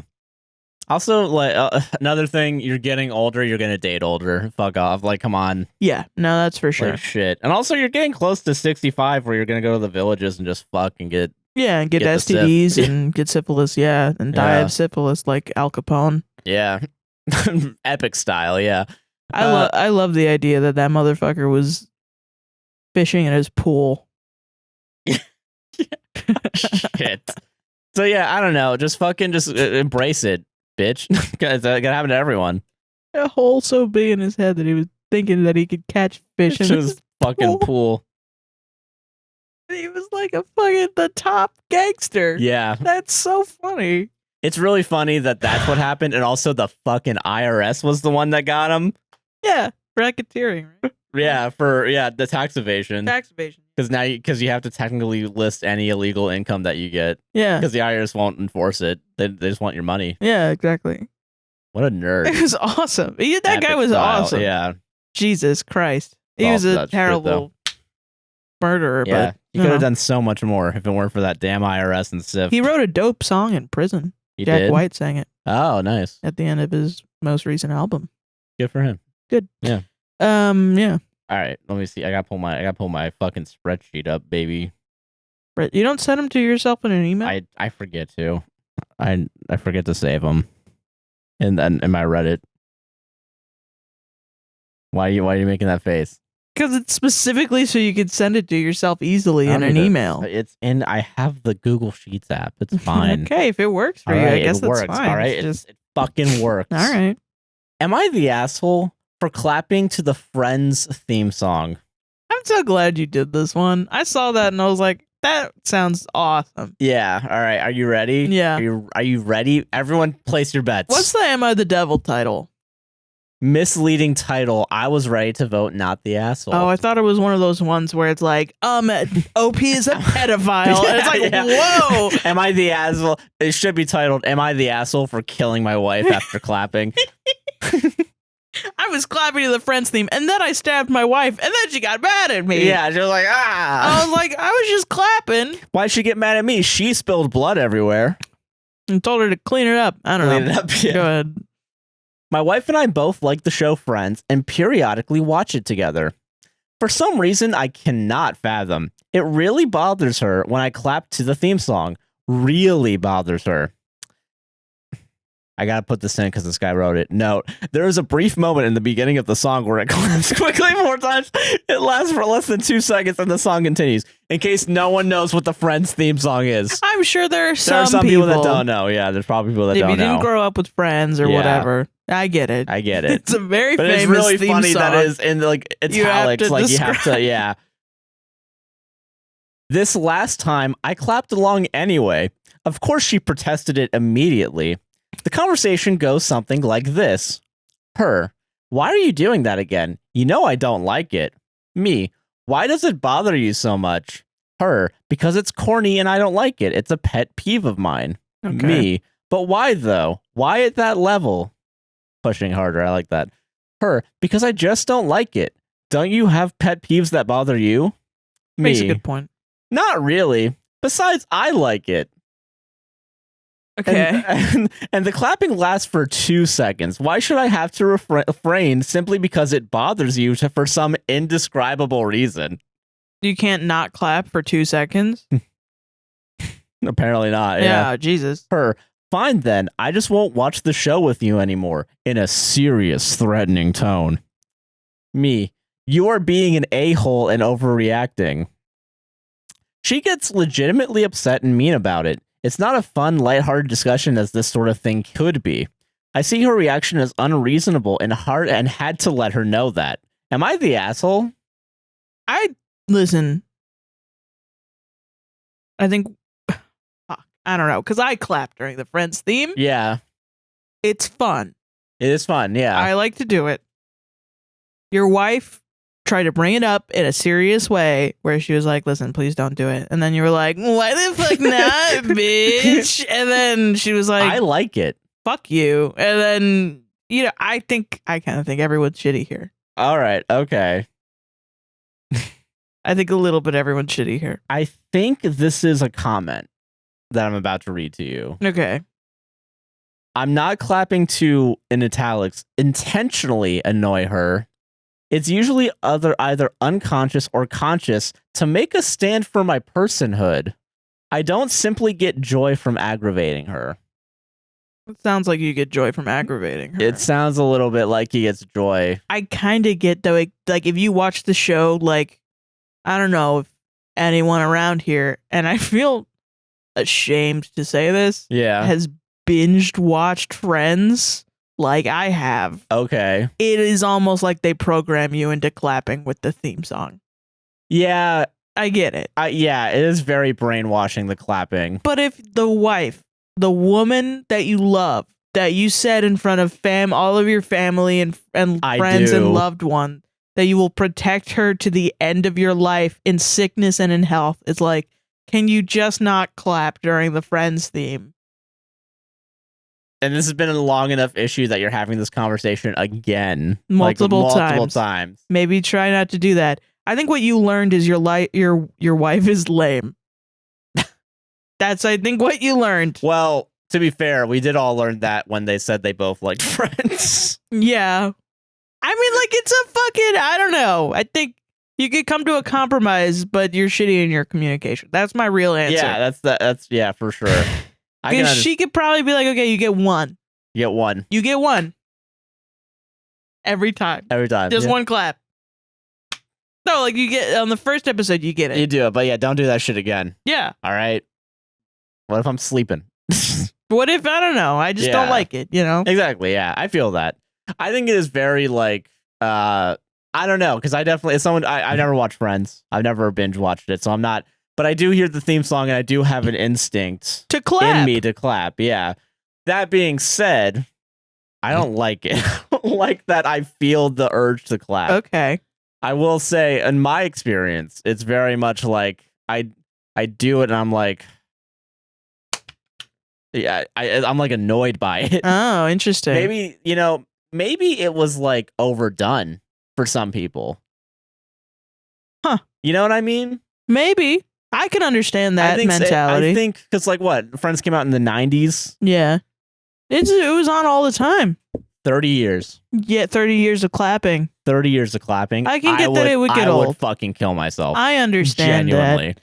But I mean, there really is just a little part of me that is stupid, that is dumb. It's dumb. Yeah. But it's a little animalistic part of me that's like, we're all clapping. Yay. Like, that's how I feel. That, yeah. Everyone in the room sees it, and then we all clap at the same time. It's awesome. I'm going to set the scene for you. All right. It's tomorrow, right? It's tomorrow. Yeah. You and I, we go to like an Applebee's or something, right? An Applebee's. I don't know why it's hilarious already. It's 8:59. We both sit down. We don't at 9 p.m. at Applebee's. 8:59 p.m. They would hate the shit out of us. They are like, we close it like at 11. Yeah. Right. We're at the end of the dinner. There's already people eating. There's people at the bar. I've been there before. They would come up to us and be like, "We're not serving you alcohol." All right, okay, it's not Applebee's. It's fucking Crapplebee's. All right, we're going to the competitor. Crapplebee's does not exist. Give me another restaurant. Fucking Waffle House. Go do Waffle House 24/7. No, it has to have TVs, Sarah. Oh fuck. Okay. Buffalo fucking Wild Wings, all right? Yeah, it's that a works. Sunday tomorrow. There's no game magically. So they got to put on fucking TV 27 or CW 18, and there's a rerun of Friends, all right? It's on. It's 8:59, 9 o'clock. We're sitting down randomly. You're not going to like my answer bar. to this question. I know what it is. People start clapping. Yeah. Like 20% of the bar goes. And you don't know that it's Friends yet. But you just hear a bunch of people clap in unison. How do you feel? That's fucking awesome. Are you I'm being real with you right now. Like, I know, like, we shit on shit a lot, like sports and stuff. Yeah. It's awesome when people clap. It's awesome when people clap. And I'm gonna be. If you went to a concert and no one clapped. But that's different, though, right? Ass. Is that the concept of clapping. It's fun. The concept of clapping is fun. But we as a society have agreed there's certain points where it's okay to clap. Is the Friends theme song an okay place to clap? It obviously is. Okay, so it is. Yes. So it has the same power as if you're at a Jack White concert. Yeah. Those are the same level. Same level for you. And I think you're a fucking prude if you think it's not okay to clap. And you know what the crazy part is? A lot of people wouldn't clap, and I would clap, and they would look at me like, what is wrong with you? Imagine clapping in the middle of a Buffalo Wild Wings, and you're the only one that claps to the Friends theme. This is not something I think we have to socially check people about. I think they've been checked enough, I think there's only a handful of people who would embarrass themselves in a Buffalo Wild Wings watching Friends. And I think that is me, and I think it's this guy who posted this Reddit. Yeah, you guys are the 1%. You guys are we're the minority in this situation. You guys are David versus our Goliath. It's fucking fun to clap. Yeah, I know the worst part about this. I don't give a shit. I know you don't, because you're just playing devil's advocate. I'm just playing devil's advocate. If you went to a football game, you would like it. Yeah, I would like clapping. Yeah. Yeah, I probably like clapping. Yeah. You would really I'm never enjoy saying I it. didn't like clapping. That's not my argument here. So what's your argument? Is it okay to clap? Yeah. No, I'm not. What is it? I don't understand. During the Friends theme song. Yes. Okay, so it's a hard yes. Yeah. Every single time. Yeah. Every single. It wants you to clap. The medium was made to make you clap. Okay. All right. Okay. Yeah. So it's no exception. All right. Okay. No, none. All right. And honestly, we could clap more as a society. We could go outside. Listen, it's fun to fucking clap. I'm sorry. It is fun to clap. I'm not disagreeing. I work currently, and I'm quitting this job so I can talk about it, at a law firm. A very large, prestigious law firm. I'm not a lawyer. I'm not a paralegal. I'm what's called an intake specialist. So I do the intakes. And I provide free consultations. In my 5-week full-time training, we met every single executive at the company. Mm-hmm. We clapped for every single fucking one of them. And every person that got a clap was like, oh my God, this is really nice. Because it's fun. If you go outside, listen, if you go outside tomorrow and you see a dog shitting on your lawn, start clapping.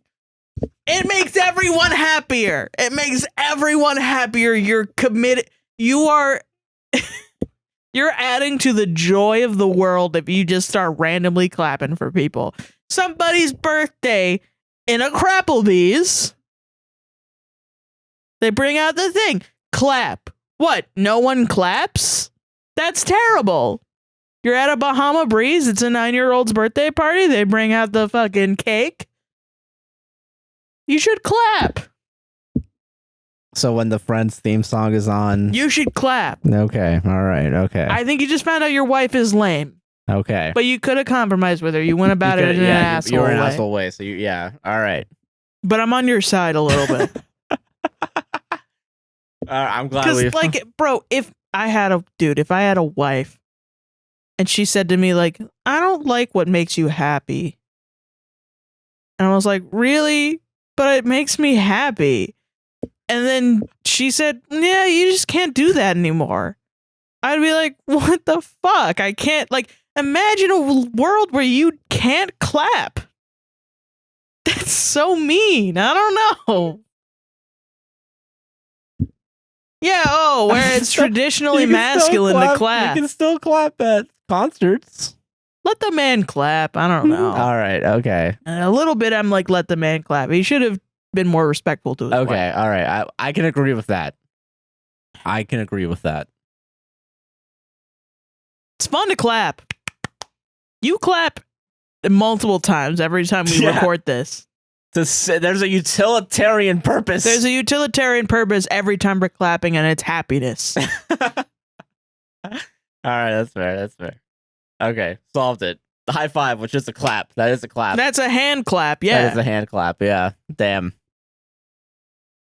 I just got destroyed with facts and logic. Yeah. I've never been on the receiving end of that. Damn. Dude, you know what are some of my favorite songs? Songs about clapping. Applause, Lady Gaga. Hand clap, Fits in the Tantrums. Okay, there's two. All right. There's two of them. If I had a nickel for every time this happened, I would have 2 nickels. Dude, Applause by Lady Gaga slaps. It is a good song. It is a good song. Yeah, I've heard it. Slapping is a clap. Damn. Clap backs. Clapping cheeks. I don't remember taking the position that clapping's bad. I'm just saying. What the fuck were you talking about? That it's bad to clap during the Friends thing. Yes. Why? Because why? Because clapping is bad. Because they're already clapping. You don't need that. But my whole thing is, if multiple people are clapping, it doubles the amount of fun that everyone is having. Well, you get diminishing returns with every single one. You know, if it doubles. If everyone in the world clapped at the same time, we would solve depression. It would be fun as fuck. All right. All right, okay. All right, whatever. I'm ready for the next one. I'm ready for the next one. We spent like 40 minutes on the clapping that thing. one, yeah. Okay, am I the asshole for asking my boyfriend to scuba dive again after he almost had a panic attack? Is he a billionaire? Because you're not the asshole. There were multiple water-themed ones this week, and I just decided to only choose one. Yeah, I get it. Because I didn't want to do a lot of them. Yeah, I will say, yeah. And also, since you already brought the submarine thing, fucking, I can bring it up whenever I want. So I know. Yeah. Hi, everyone. The boyfriend is a bit angry with me at the minute, and it's got me wondering if I was in the wrong. My boyfriend, Josh, 22 male. Oh, shit. Yeah, I know. It's you also. It's me. It's me from the past. And I, 22 female, booked ourselves in to do a scuba course in Tanzania. That's how you know it's not us, because we don't have the money to do Tanzania. We don't have the fucking money. We started it a few days ago. It involves going through scuba theory, where we were tested and we passed, and the instructors brought us to the beach to give it a go today. I really enjoyed it. My boyfriend less so. We're both strong swimmers, which is why we decided to try it. However, once my boyfriend got under the water, he started to panic. He immediately surfaced and said he felt like a panic attack was coming on and wanted to leave. He wanted to get out of the gear and sit on the beach to wait for us, but I gently persuaded him to... Wait, what? Wait, no. There's no gentle persuasion if you're already... Dude, having a panic attack in the water? Yeah, no, hold on. Wearing a bunch of gear? If there's one thing we've learned this week, is that the ocean's fucking horrifying. Yeah, well, I mean, and also, like, scuba diving, you have the shit... Yeah, you got a bunch of shit on your mouth. Yeah. And on your eyes and everywhere on you. There's a lot of... It's overwhelming, almost. It is, if you don't like it. So how are you gonna gently persuade him? Hey, honey, I know you just had a panic attack. Can you just try this again? I don't like this language. Yeah, hold on. Okay. But I gently persuaded him to give it another go because I know he would regret it later if he didn't at least try and waste all the money. If he didn't at least try and waste all the money he spent. All right, so you care about the money as well. Okay, well. Yeah, he did give it another go, but struggled and sat on the beach, so the rest of us went back out and had a great time. I joined him after and explained how much fun it was and that we saw some fish. He was really happy for me, so I asked him again if he wants to give it another go, and he just shut me down. He just shut me down. He said that me asking before made him feel like he couldn't say no, and like he didn't give it a proper go. I argued that he didn't. He didn't even make it out into deeper water to put the things we learned to use. He maintains that he didn't want to have a panic attack in the deeper water and put us in danger, and it's not my place to say whether he tried properly or not because he thinks he did. Was I an asshole? Yeah. I asked out of a good place because he looked so excited with the fish. I also don't think me asking him to try again was a big deal because he's done this with other similar adventure activities we've tried and always laments he regrets not fully committing to the activity. I don't like the way you went about it. Well, because of the implication. That's why you Dennis systemed your way. You Dennis systemed your boyfriend into scuba diving. I could understand the want to be like, are you sure you want to do? You don't want to do this thing.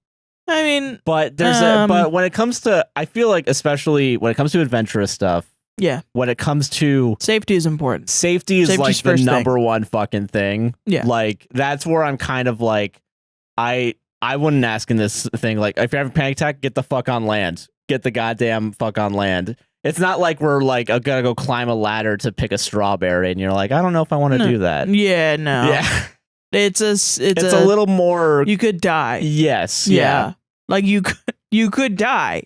Because also, like, the ocean's fucking scary. Like, it is. A lot of people are scared of the ocean. I don't like getting that much in the ocean. I'll get, like, maybe waist up. You don't really like swimming either. Yeah, not really. I'll swim in, like, a pool. Ocean, no. God, fuck no. Well, even then, like, a pool, you never really even went in the pool until, like, last year. Yeah, like, I don't know, because I've had some bad pool experiences. So, but, like, I don't know, yeah, water and, like, being underwater is scary to some people. Yeah.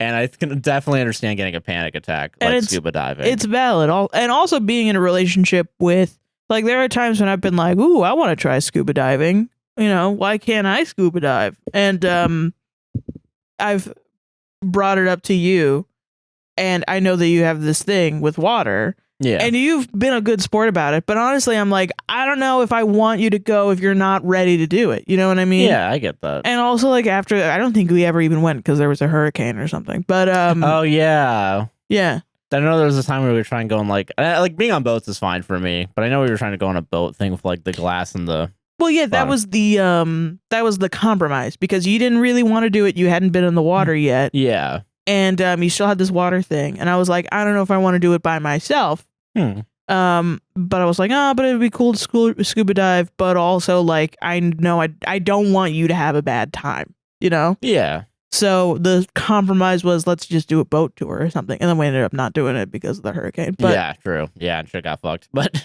yeah, I don't know. It's like you have to, if you have a partner like that is, like, not as adventurous as you have to work with them to, like, see what their limits are, and it's good to know your limits too. Yeah.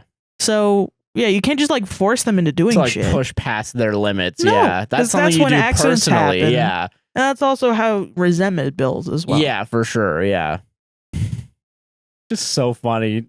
Like, to be like, I know you had a panic attack, but can you just do it again? Do it again. Come on. Yeah. You're gonna see some fish.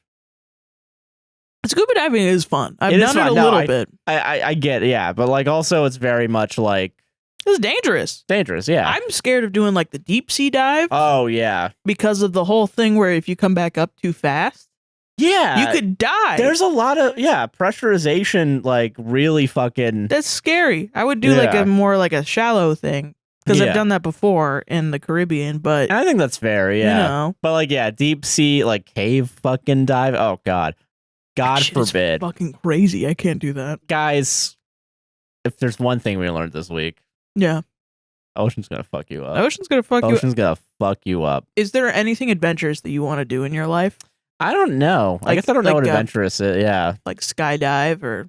No. I don't want to skydive. No, that's that shit would scare the shit out of me. I think a little too much. I'd poop my pants and then I'd be in the air and I'm like, I don't know how to not poop my pants. I need to like get paid by Red Bull. Yeah. You know what I mean? Like we'll give you wings, bitch. Yeah. You know? I don't know. That maybe like what about on iDrive, the big thing where you get catapulted up into the sky? I've done that before. You've done so. I have done that before. Yeah. Yeah. That was also terrifying though. Oh, okay. And also another thing that kind of sucks about those is that apparently accidents happen on those all the fucking time. Oh my God, I'm never doing it now. Yeah. Apparently it's more common. Like it's more common on those. And also fuck iDrive because that's where that fucking kid died. Oh yeah. It wasn't on that thing, but it was on like one of the. It was on the like spinny thing, I think, or it was on like the drop tower. Everything that I do that I want to do, I understand why people don't want to do it. Like you have to understand. Yeah. Like even going into the ocean. One time I was at a beach vacation with my late grandmother, who was supposed to be her last beach vacation. And a fucking little kid just swam out a little too far, got caught in a riptide and died. Yeah. Oh yeah. And I was like, I'm not going in there. But now I still go in the ocean. I don't swim in the ocean. Yeah, but... no, and I think that's fair. I think, there's a lot of like, even like stuff that's like actually safe, like, you know, like roller coasters and shit. I can understand someone like, no, I'm not getting launched. Yeah. I'm not getting carried fucking 200 feet. You want me to put myself in a machine, trap myself in there. Yeah, willingly, and be sent at like miles per hour. Yeah, no, I can understand people being fucking terrified of that. I don't even consider that like I guess it's a thrill ride, but I don't consider that like adventurous, you know? Yeah, because I mean, I will say like you don't want to do a lot of adventurous stuff, but you love roller coasters like a lot. Yeah, and I think that's because I've spent so much time in Orlando all my whole life, and like, you know, like playing Roller Coaster Tycoon, and like you also, like the way they work. Yeah, and I like that like there's like standards like of and honestly, like before I moved here, when I was a kid, I could not go on any roller. I was so terrified. That's fair. Yeah, like because we would be at like Six Flags and it would be like made of wood. And it was no, I'm not doing that. And you could hear it like rickety. Yeah, and like I think that wooden roller coasters I'm still a little iffy on because we don't really have those here. No, and that's when I moved down here. It was like everything was like solid, steel bolted down. Fucking like it'll still shake, but like it shakes in a way that makes sense. Exactly. Like, and that's how I knew that it was like, okay, this is fine. And that's when I started getting into roller coasters. Yeah, and I think that's fair. And I think like, and I know like I can't even do like free fall towers. Like I can't do Tower of Terror. Really? I love Tower of Terror. I'm fucking terrified of that. I think I could maybe do the Guardians version version of it. I didn't even realize they had seatbelts. Yeah. Well, they added those like relatively recently. Yeah. Like it started off without seatbelts, and then they had to add it in. I think I've been on it twice, one with and one without. Yeah. Because I remember I went on it as a kid, I think, without seatbelts, and I think that's what fucked me up. Yeah, I feel that. Ugh. Now I have a thing with elevators. Yeah, now you got a thing with elevators. Oh my God. Yeah. Holy shit. Now you got to know how elevators work. Wow. I do know how elevators work too, and that's why I fucking know how elevators work. Yeah, exactly. You know, I was at work yesterday. I was alone in a golf cart in like an industrial fucking elevator. Mm-hmm. Terrifying. Damn. Because what'll happen is like so the elevators that they go vertically, right? Not the elevators, of course, go vertically. I'm talking about the doors. The doors open up vertically, and then there's like this like chain link like metal thing that goes up, and then like there's like a slam, like a it's like an old ass elevator. Yeah, basically, and it's an industrial. It's meant to have like cars and shit go through it, and that's why I'm like using it because I had a golf cart, but like I was the only one, and then like I just hear like when it closes, it does like a couple different like.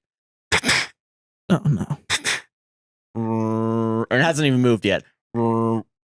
And then slowly starts moving. Yeah, it's like I don't like that. Yeah, that's terrifying. Like I get why it's terrifying. Yeah, I get why it's terrifying. I would never be like, oh, get on that fucking pussy. Yeah. Oh, well, you're scared of elevators? Fuck you. Like that's stupid. Of scuba diving. Oh, what? You're scared of the ocean? Yes. Yes, I am. Chad face. Yes. It's fucking terrifying. It is. Yes, yeah. So do I still do crazy shit like that? yeah, I totally would for sure. Yeah, I get that. But I can understand like I would dive off a cliff into the ocean for sure. I might be okay with that. Yeah. I had to get used to water slides. I'm not really that into water slides. Well, me too. When there's a tube and it's like covered.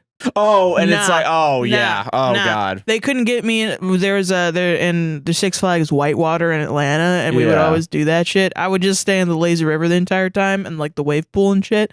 And fucking honestly, that's my jam too. I get that. They had a giant fucking tube, like a funnel. Oh, you would go down the fucking. You had to walk up this like big ass multiple flights of stairs, get to the top, and it was just like a teenager there. It's like, get in the thing in your tube, and I was like, okay, and it's like you got to be on top of the tube, and then you go down and you slide around this thing that's covered. Yeah, and then you get shot out into a funnel and it goes like side to side. Yeah, I will say those I'm into. The two water slides that I don't want to do, ones that don't have a tube, but like they kind of like drop you almost. So there's water slides where it's a vertical drop, and the way they do that is they put you in like this little like cylinder tube, and then they like do a countdown 3, 2, 1. The floor falls beneath you, and then you fall into the water slide. Yeah, I can't do those. I'm never gonna do those. That's insane. The other one, basically, I need like a tube to be in, like sitting in a tube. Pretty much, that's what I need. Yeah. So yeah, not being like free falling. Basically, there's another one where it's a funnel kind of, but like basically. The funnel part looks cool. It's the fucking tube part that gets me. Where it's enclosed? Yeah. Yeah, no, I get that. What if I get stuck and die in here? What I'm talking about, though, is not like the funnel that's vertical. It's the funnel that's like flat. Oh. So at Wet and Wild, before they closed it, they had these like two not dueling, but like pair of like water slides where you would go, you were no tube. You were it was just your body. Your ass on fucking plastic. That's crazy. Whirling around basically like a toilet bowl almost with a hole in the middle and a pool underneath. So then you would spin around and then fall into the pool. It was fucking crazy. That sounds fucking insane. Yeah. I need a tube for that. I need a fucking tube, yeah. Yeah, I'm not putting my ass. I need a tube that lands smoothly into water. Yeah. I swear to God, that's what I need, yeah. All right. That's being in Orlando. I'm sorry, I solved it, though. Fuck this person. Fuck that. We're getting off track today. Water is scary. This is our most ADHD-pilled episode. Sure. All right, I'm not going to say the Am I the Devil for this one because I want this to be a surprise. Okay. Am I the asshole for trying to calm myself under stress? I know what the Am I the Devil title is. All right, everyone, put a vote down in the comments below. What do you think it is? Is it A, by playing Tears of the Kingdom on on the my Switch? B, jerking off in the hospital next to my wife? Or C, it's B because I couldn't come up with a third one. C, it's B. It's B. I was gonna say D. All the way above. Yeah. Oh. Right. My wife was in the hospital having emergency surgery. Oh my God. And I watched porn while she was recovering in the hospital. I was in the same room with her and she was asleep and had no idea. I got horny and needed to take care of it. She obviously couldn't help me out with that. Oh my God, dude. I ended up telling her after she asked me about something unrelated. I misunderstood what she said and basically ended up telling on myself. She is so mad and says that she is heartbroken. Okay. I didn't do anything wrong. Why is she so angry? I was stressed out and needed a release. And not even in like the bathroom? Not just like even in the next bathroom. to your wife? Next to my emergency surgery just had wife. Just like anyone could walk in on you? Yeah. You're a little kinky boy. Like, shut up. And my favorite phrase to say at the end of these, that's the end of the post. There's no more, there's no other explanation. I hope it's not a room where they shared it with another patient. That would be crazy. Oh, I didn't even think about that. There's so many different types of hospital rooms. There's like the ones that are like open. Yeah. Like open air hospital rooms. There's levels of badness that this potentially could be. Yeah, for sure. And it could have all been solved by going to the bathroom and jerking off if you really just had go to the bathroom. I mean, still don't jerk off in a public bathroom, but like I guess that's where you do it. If you're gonna do it, you're gonna jerk off in public, or your car. I guess I don't know. Like fuck, I don't know. Leave for 10 minutes. Go. Just don't. You don't go to your car. Yeah. I don't know. You don't need to jerk off every time you get horny. Yeah.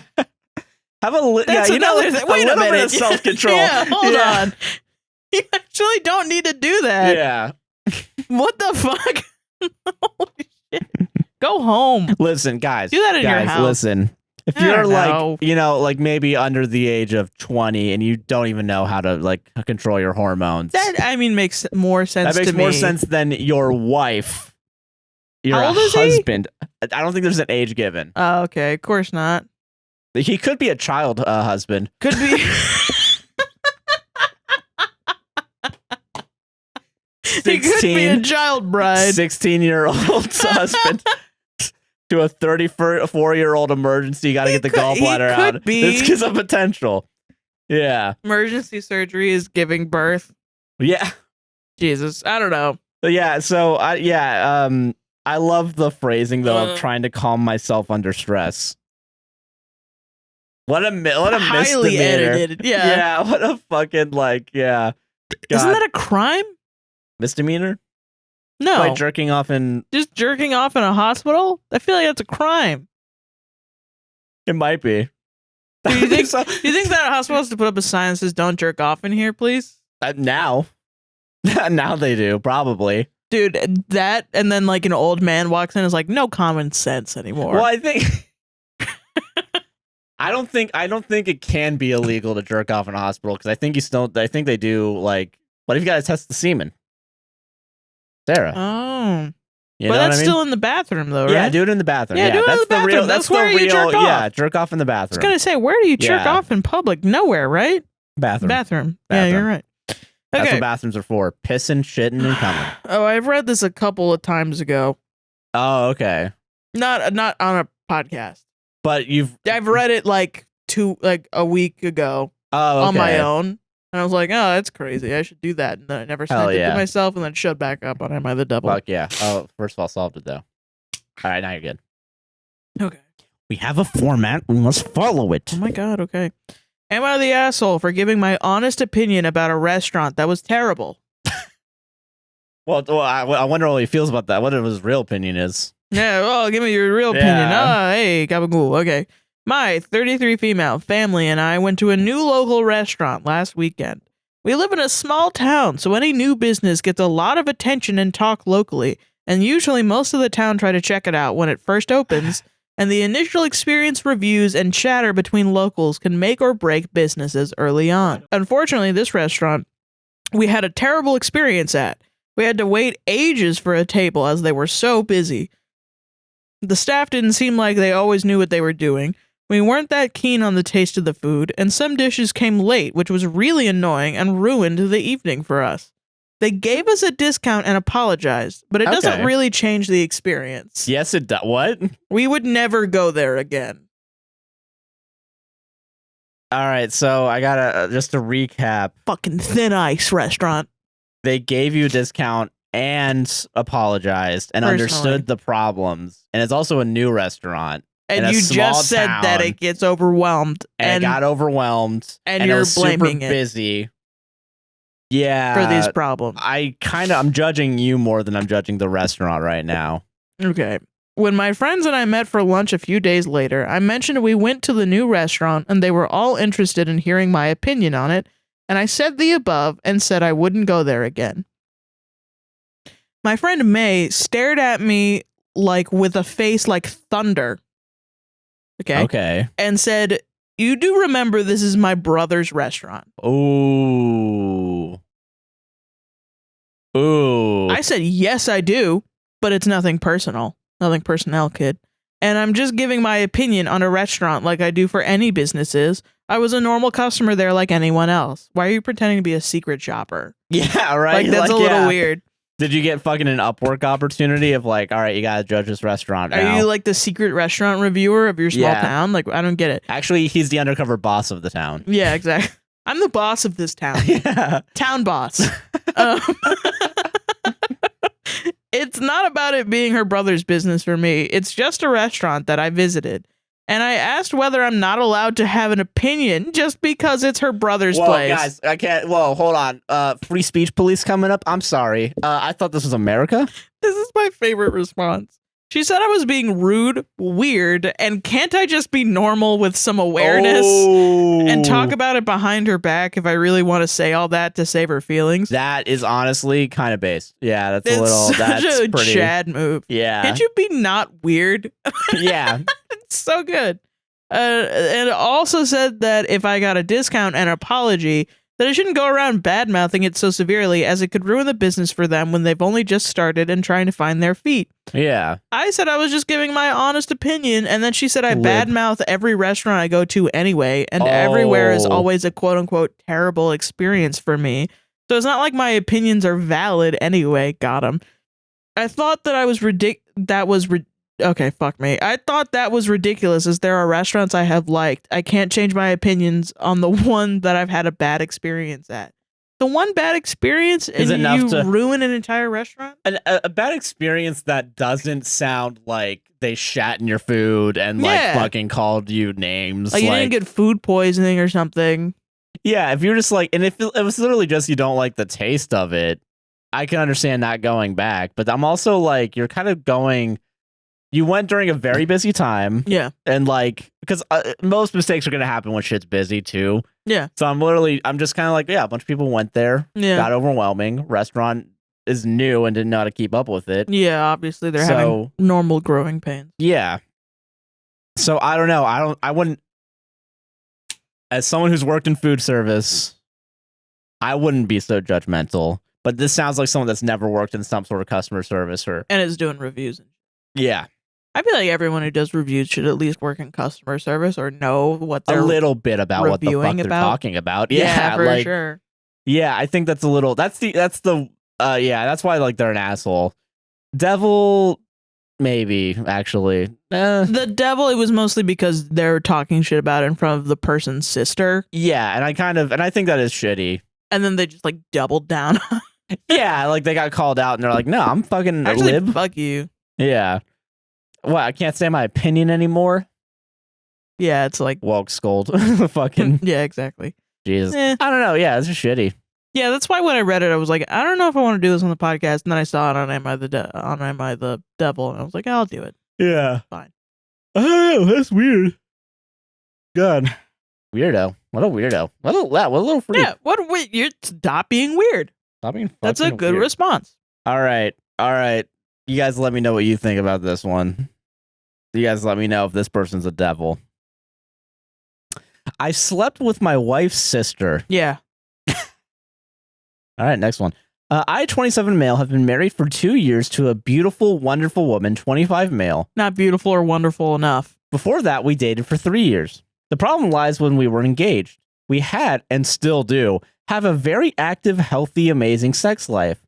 But my wife had the idea during the engagement to postpone sex 1 month for every year we were married in order to make the wedding night and honeymoon more special.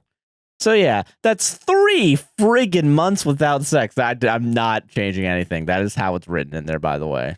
Yeah. We argued about it because I was not in agreement, but what can I do? If she closes up shop, I'm on my own, and she was a bit of a handful during the wedding planning phase. Not a bridezilla by any means, but more of a diva than ever, and not her usual girl next door sweet charming self. Oh, well, that makes sense. Go and have sex with her sister then. Yeah. We argued a lot during this time and we were both on edge. I probably made matters worse by constantly trying to get laid and frustrating her to no end. Oh my God, especially when I saw cracks in her armor, that she was over the top horny too, but she wouldn't bulge and I was literally a walking horn dog. Sometimes I feel like people write these to just be fetishizing. Yeah. Like I feel like this is your personal sex fantasy or something. Yeah, right? Like shit. God. Now, her sister, my wife, is prettier, but her older sister is still attractive. More of an edge to her. She's edgy. Oh. Whoa. Mostly, I think, because she's married and been involved in life. What? I don't even know what the fuck that means.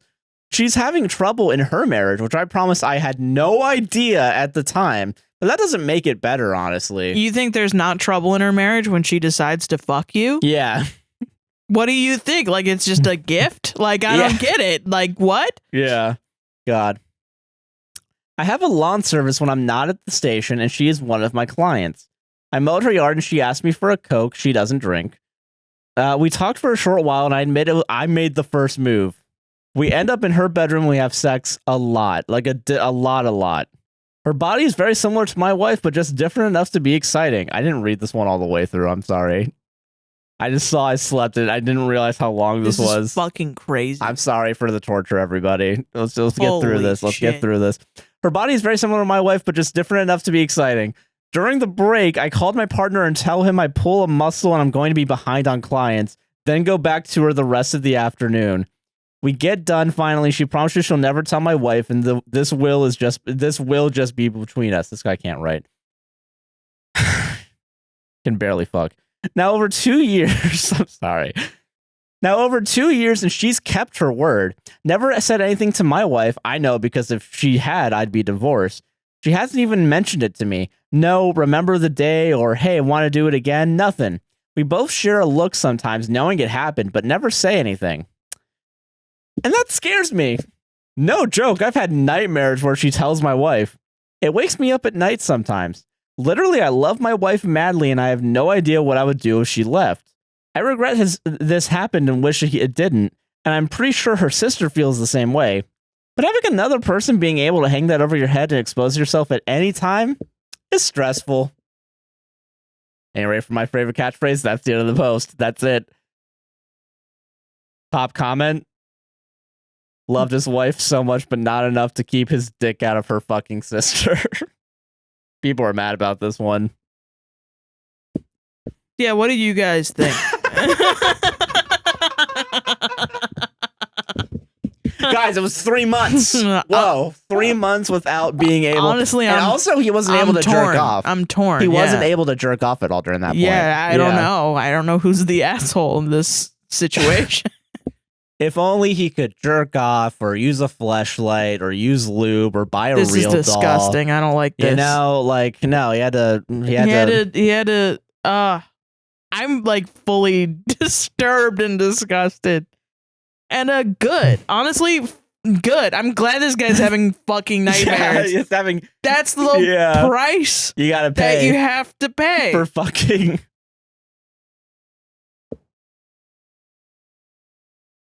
Holy shit. Just the casualness of like talking about it, but then still being like, well, I do have nightmares about it. Like, come on. Yeah, I'm the victim here. Yeah, I'm the victim here. I made the first move. I'm the victim here. I feel like I'm not shocked into silence that often, but like that one is just crazy. Well, actually, that's not fair. She made the first move by asking for a Coke, actually. That's... Jesus Christ. Christ almighty.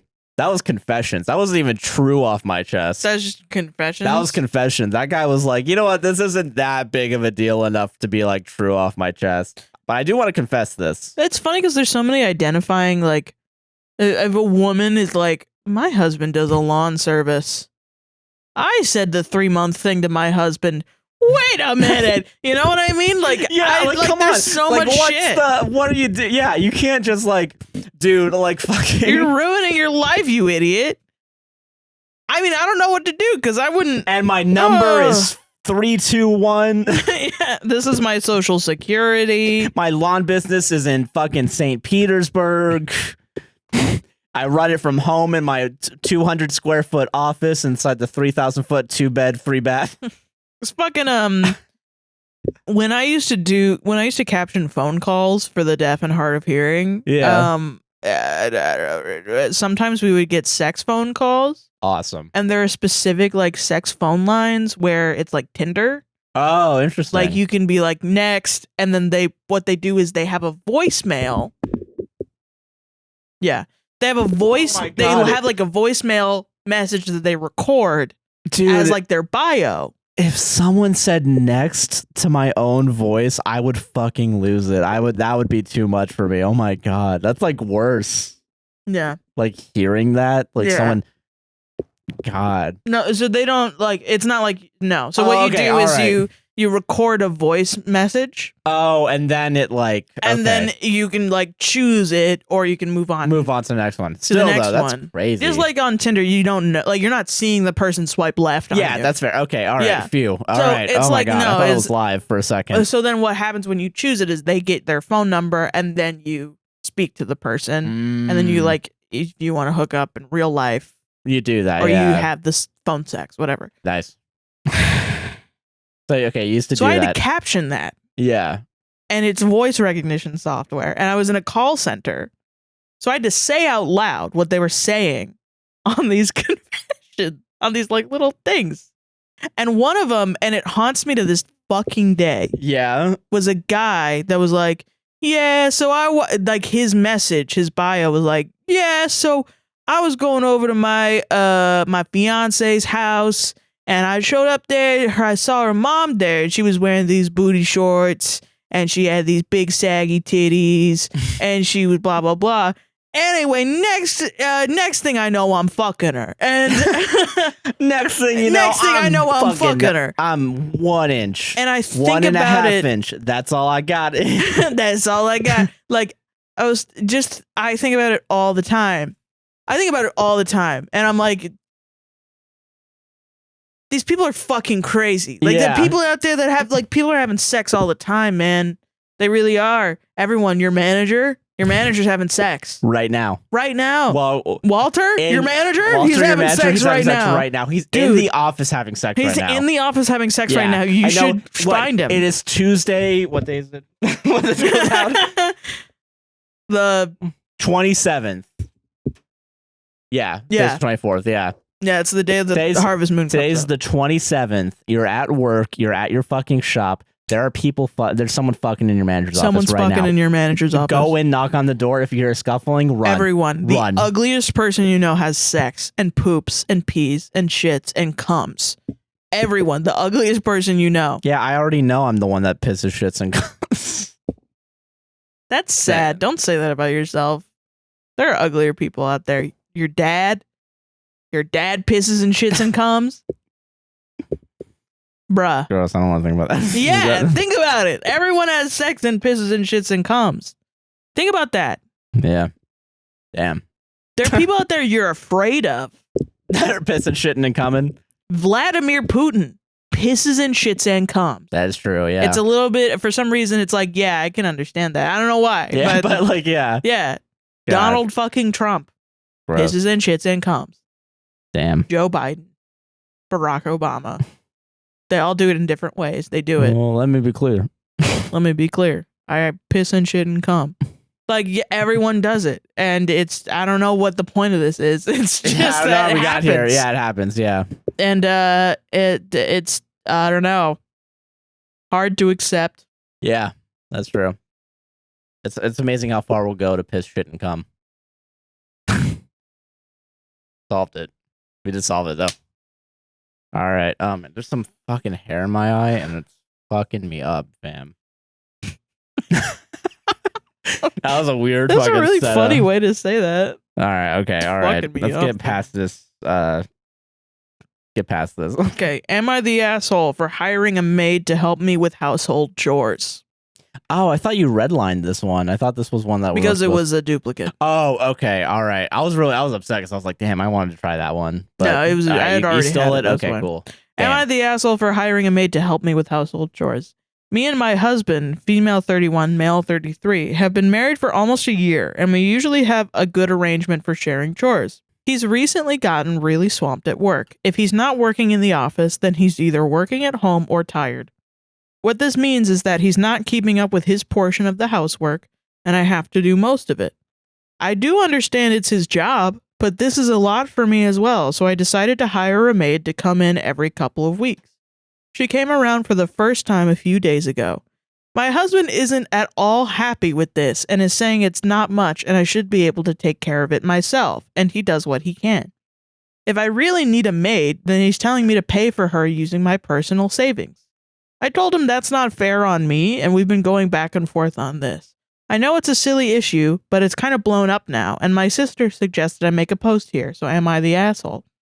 So that's all fine, right? Yeah, so far I'm not like Yeah. angry, but is it gonna be the comments? Yes. All right. She doesn't work. Really? She doesn't do any work. And she's not like no kids, right? No. The husband does all the work. Okay. Yeah, so that does change things a little bit, doesn't it? Yeah, doesn't it? Yeah. Yeah. Yeah. She doesn't go to work. Yeah, okay, because like it's one thing if you're also working, right? Yeah. Like, yeah. That makes sense to me. It's one thing if you're hire a maid. Hire a maid. If you don't do you got all the free time. God, I don't want to argue this because I feel like it is such like a weird like you got to get to work if you want this, like, you know. Yeah, I understand. So it really sucks. Yeah. But if he's lacking on chores because he's working a bunch and he's going to the office a bunch more and all that shit, right? Mm-hmm. If he is probably more stressed out and unable to do shit. What are you doing at home? Exactly. What's your unless you have like a this is my thing though. Yeah. She's the one that's upset about chores. Yes. And she does, instead of doing them, she took his money to hire a maid. That's a little crazy. And he said, listen, hire a maid if you want. But you pay for it. You pay for it. Yeah. And she said, that's not fair to me somehow. How is that not fair? Exactly. Wait, yeah. That's the thing. All right, this is all falling apart now. Yeah. Wait, yeah. Okay. So the comment that she said. So previously he did most of the cooking since I'm not that great of a cook and he enjoys it. Cleaning the toilet, kitchen, things like that. Now because he has a heavy workload, he'll just make sandwiches or something basic for dinner. He also doesn't keep up with his portion of cleaning. He does it some weeks, not the next, etc. I lost my job at the end of last year and have started looking for a new one. Okay. So he does the cooking too. Yeah. So he's doing the cooking and the cleaning. Yeah, and like doing that on top of a job. Yeah. Like it sucks you got laid off or whatever. You lost your job, but like you gotta pick up at the house then. And this is like, I don't know. I feel like a lot of people are like, woman doing chores? That's traditional. And yeah, but everyone should do chores. Yes, no. Everyone should do chores. And I'm not even going to argue that like the husband shouldn't do anything because that would be stupid. That would be dumb. Yeah, but if he's having a hard time at work, like this is the thing. Listen, everybody believes everyone is different with chores. Yes, yeah. Everyone has a different level of cleanliness that they think is clean or that they think is, whatever. And people think like, okay, there's a level of clean that you need to get to. And yeah, I think at some point, like if you're going to put a house up on Airbnb, there's a level of clean that you need people are to expecting, get to. Yeah. That people expect. I understand that. If it's your house, yes, you get to decide how clean it is. Yeah, agree. That's what I think. And if you're living there with somebody else, you get to decide how clean it is with them as well. Yes, yeah, it goes both ways. Yeah. Like we live in a house that's not clean. No, it's not. In the slightest. No. But also like both of us are kind of okay with it. Yeah, and I will say sometimes I do wish it was a little bit cleaner, but I'll be the one that cleans it up. Because, like... Right, I understand that. Yeah, you know what I mean? And also, if you came to me and said, Sarah, listen, this is really not clean. Yeah. We need to clean it. I would help you clean it, or I would start cleaning. Yeah, I get you. But we don't have that conversation, so we haven't done that. Yeah. But if you... you know what I mean? It's the idea of her being like, it's not clean enough. And instead of cleaning it, yeah, she just hires a maid. Using not her money. Using her husband's money that he's working very hard. Yeah. And also like why can't you make your own food? You know what I mean? That's a little crazy. If you swapped the genders, it would be like, what the fuck is your husband doing? You know what I mean? Yeah, exactly. So it needs to go both ways. Yeah. Yeah, shit. That's crazy, man. Isn't it interesting when it's a woman that's staying home that, your instinct is to be like, wait a minute, I don't know. I don't want to. Because I don't want to just be like, women cook, women clean. Right. Yeah. But it's also like... But there are other details here, yeah. There's basic, like... It shouldn't... In this situation, it shouldn't be about gender. No, it's not, I don't think. Yeah, I don't think... Yeah, it should be about what both parties are able to do work-wise and, like, take on, like... in chores, not work wise, as in like get a job, but as in like like everyday work. Yeah. I remember. I don't know. This reminded me of when Vosh said like you should do your chores, and his chat melted down. Yeah. And they were like, "No, I can't do my chores." Yeah, you do need to do your chores. Yeah, you do. Sometimes it's hard. Like I have depression and anxiety. There's some days where I forget to do the dishes. Yeah, like and that's fine. I don't say like, "Oh my god, Josh, do the dishes," because I've been told that before. I know it's shitty. Yeah. And if I feel like I need to do the dishes, I'll do the dishes because I never fucking do the dishes. You do it all the time. I get you. And I'm really appreciative because holy shit, any other person would be mad at me for not doing the dishes. Yeah, I get you. Yeah. I'm not mad at you. But you better fucking cook the fucking French onion soup. Yeah. And that's the thing. That's our thing is I cook and then you do the dishes and everything. Yeah. Because I fucking hate doing that. You vacuum because I hate vacuuming. Yeah. I love vacuuming. I fucking we gotta clean all that shit for the couch. God damn it. Yeah, we do. We gotta do that tomorrow. Fuck. All right, but that's fine. Yeah. We got cleaning work ahead of us. But yeah, no, I get what you mean. Picking up trash, you know? Yeah, I get that. And you're good at recycling. Yeah. Yeah. So, I don't know, you just gotta figure out what you're both good at. Yeah, exactly. But talk about it first. Don't just like hire a fucking maid. For sure. Yeah, straight if you told me you hired a maid and without telling you? Yeah, I'd be like, what the fuck? We don't have any money. This house? Who are you letting into this house? The maid's probably fine, but it's like the money part of it, man. Shit. I feel that. I think we solved that though. Yeah. All right. I will say the person that posted this on Emma the Devil put like 17 exclamation points about how she doesn't work. And I'm like, that's not a big deal. Yeah. The big deal is that she's not picking up her part of the load. You know what I mean? I get that. Yeah. Huh. True. I agree. Yeah. I also have one. Oh. That requires the comments to make a final decision. Indeed. So to set us up for this one, this is a account that was made specifically for posting this. Okay, so like a throwaway. It's a throwaway account. Not only is it a throwaway account, this post on Am I the Asshole has like 12,000 upvotes. Oh my god. But yeah, their account that only made this post and has only commented on this post only has positive 3,000. Oh my god. Karma. What the fuck? So it seems like they got negative 9,000 karma. Jesus Christ. That's what I'm assuming that's what it is. Because yeah, so am I the asshole for purchasing my guy friend his dream birthday present and quote outshining his girlfriend in the process? I read this one. You read this one? I know it. My guy friend, Tom, has been one of my best friends since college. We're in our mid-20s now and are both currently in committed relationships with long-term partners. I had never had feelings for Tom, nor has he ever had feelings for me. Since college, Tom has been a huge watch fan. 2 months ago, he was showing me this stunning vintage watch and made an offhanded comment about how he would die of joy if he somehow got his hands on one. Very coincidentally, I was in New York City a few weeks ago and stumbled upon this watch store that just so happened to have the exact one Tom wanted. It was expensive, I won't lie, at about $2,500. That's very expensive for a watch. Yeah, it's crazy expensive for anything, but well, especially a watch. Better be a Rolex. But I decided to get it for his 25th birthday. To me, it was basically fate, lol. My boyfriend and I do very well financially, so this was something that I could personally afford and wanted to buy for Tom, especially knowing how happy it'd make him. Tom has a tradition of hosting a dinner party at his place for his birthday, and then following that up with cake and gift opening. I told him before the dinner that my gift was a huge surprise and asked if he could save it for last, and he agreed. His girlfriend ends up going first, and she gets him this gorgeous sweater that she crocheted for him and a book that he's been wanting, which I thought was super thoughtful and lovely. Last, it was my gift. When he opened it and saw what it was, he literally screamed, hopped over a bunch of people, and squeezed me in this huge bear hug.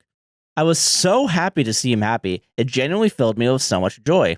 He even got emotional, and I saw him swipe a few tears. He also said it was the, quote, best gift he'd ever received. The whole time his girlfriend was only slightly smiling and stayed quiet. The next morning, I got a text from his girlfriend that essentially said that although she appreciated my thoughtful gift, She thought that it was a bit out of touch and lacking awareness. She admitted that Tom had also told her about the watch and she wanted to get it for him, but it was way out of her budget. She accused me of knowing this. I had no idea. And still getting it to rub it in her face and to, quote, outshine her. She finished by saying how she felt like I had overstepped a boundary by getting the gift and would appreciate me not doing anything similar to it again in the future. I responded and told her that while I could see her point of view, I was just trying to do a nice thing for a close friend of mine. I asked her, wouldn't you rather have gotten the gift and seen the happiness that it had brought him than not getting it at all? She responded that that happiness was only shared between me and Tom and no one else, and that she felt hurt by my actions. Only my boyfriend knows about this and he's on my side. But thinking it through it all again, I do see how I could have overstepped $2,500. But my boyfriend says that it's... I'm sorry. That's so much fucking money. Okay. Yeah. I do see how I could have overstepped, but my boyfriend said that's not my job to apologize for her insecurity. So am I the asshole here? So I read this and I read a couple of comments and like the first one was like not the asshole. At the time, the top comment was not the asshole. Yeah. Because it was like, yeah, she's being insecure. And I kind of agree a little bit. Like she's a little insecure. Like, yeah, only happiness between your boyfriend's happiness is only between you and him. Yeah, that's a little weird. Crazy. It's a little crazy. But yeah, it is a lot of money on a gift. There are comments. Okay. And apparently, like, so this is where, like, I looked at the Am I the Devil shit. Okay. And the reason why people were saying that originally it's not the asshole. Yeah. Originally not the asshole that much. I didn't read any of her comments, so I don't know. Maybe everyone's a little bit shitty here. I think that's what people like. That's as far as people were willing to go. Yeah. Oh, okay. So 3,000 post karma, but negative 100 comment karma right now. Oh my god. Yeah. But also, like, this post like literally has 15,000 upvotes. Jesus. And somehow her karma is at negative or at 3,000. What the fuck did she say? So I'm gonna pull. It's really bad because like the last almost all comments like posted since like 12 hours ago are all in the negative. The most recent comment from her. Oh, what the fuck is going on? Okay, I'm sorry. This is like all over the place. It's okay. People are saying that like she's in the friend zone or something, and she knows what the term. She doesn't know what the term friend zone is, but she's calling people incels. What?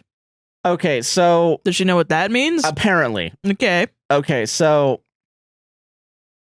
can I see the parent comment? I need to see all these comments. Okay,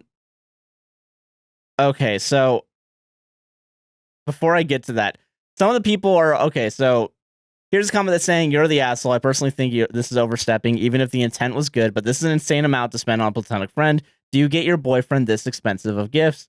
This should have been given to him in private, not in front of everyone. You knew it would have been a better gift than everyone else, and you wanted to get all the credit for it because why would you give that expensive a present in front of a large group? Yeah, I get that. The decisions here were not completely selfless, in my opinion. Why wouldn't you ask a friend to chip in for it so it wouldn't be a group gift that he loves from everybody? Or ask his girlfriend to chip in, and it's a gift for the two of you. Personally, okay, real quick. Yeah. When I read this the first time, I would be like, listen, it's very selfless, so I kind of understand why somebody wouldn't want to do this. Yeah.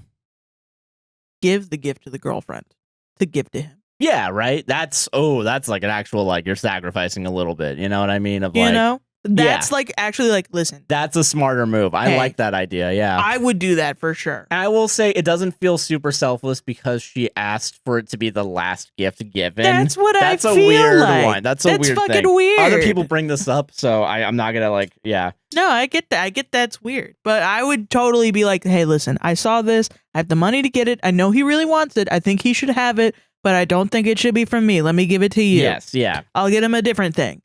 I know you to give it like with him with other gifts that you already have. Yeah. I'm not trying to overstep. That's it. That's all you had to say. Yeah. All right. I need to give a little bit more context here. Yeah. All these comments that I'm about to read, they're not going to devolve immediately. Okay.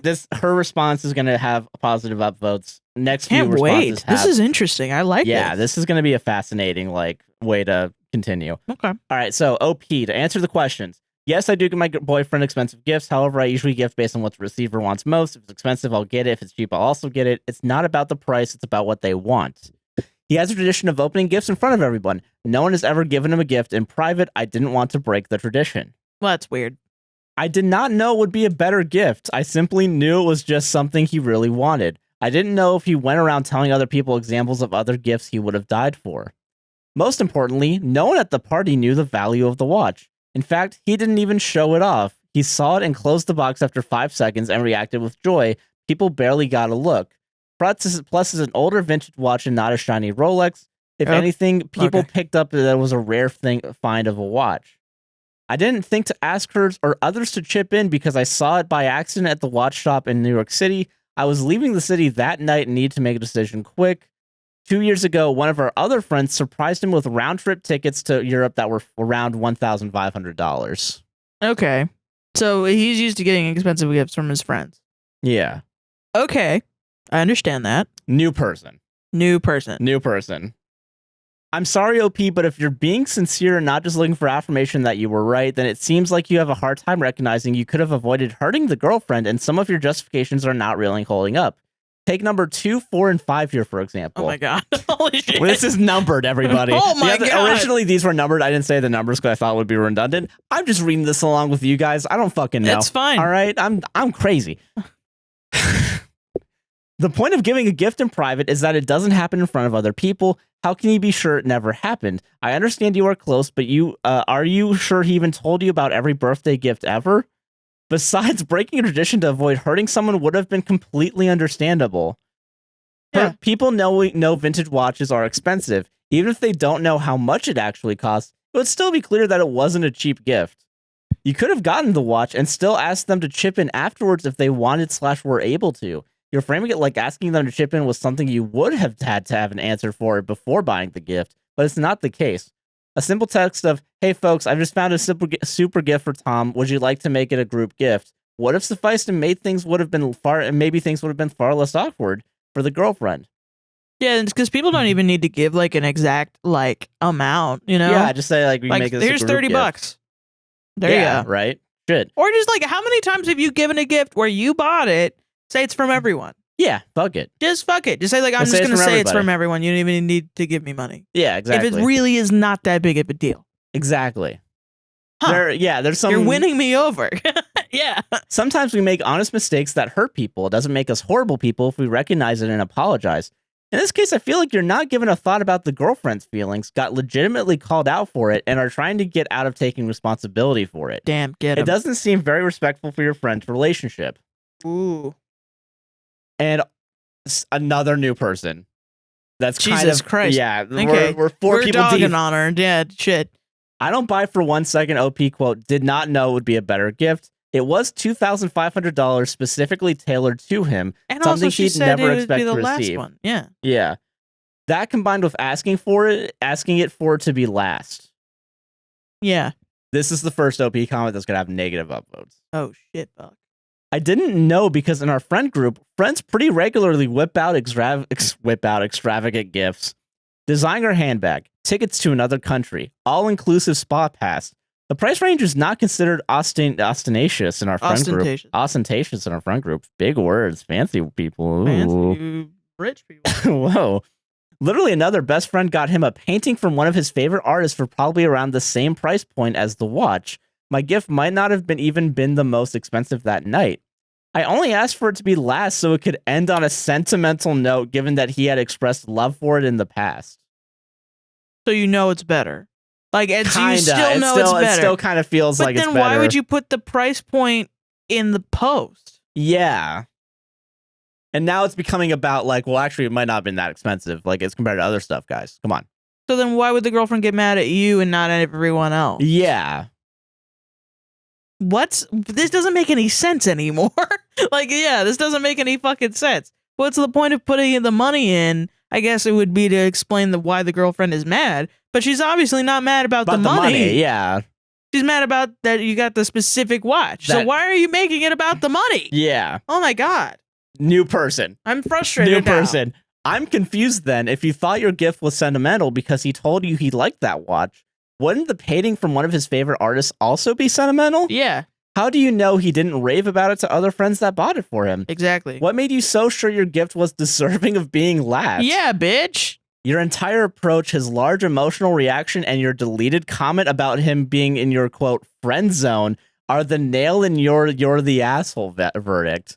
Oh, so she put Apparently there was him. She deleted a comment about him being in the friend zone. So she put him in the friend zone. So he liked her. Oh. And then she put him in the quote unquote friend that doesn't exist. But then whatever. Why did she also said that there was no feelings. There's some weird shit going on here, guys. Okay, all right. We're fucking figuring it out. Okay.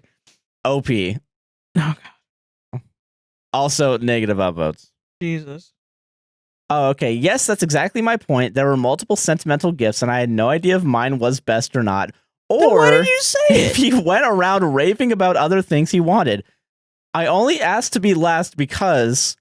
I thought to ask. I don't know how I can be any clearer. There no ill intent.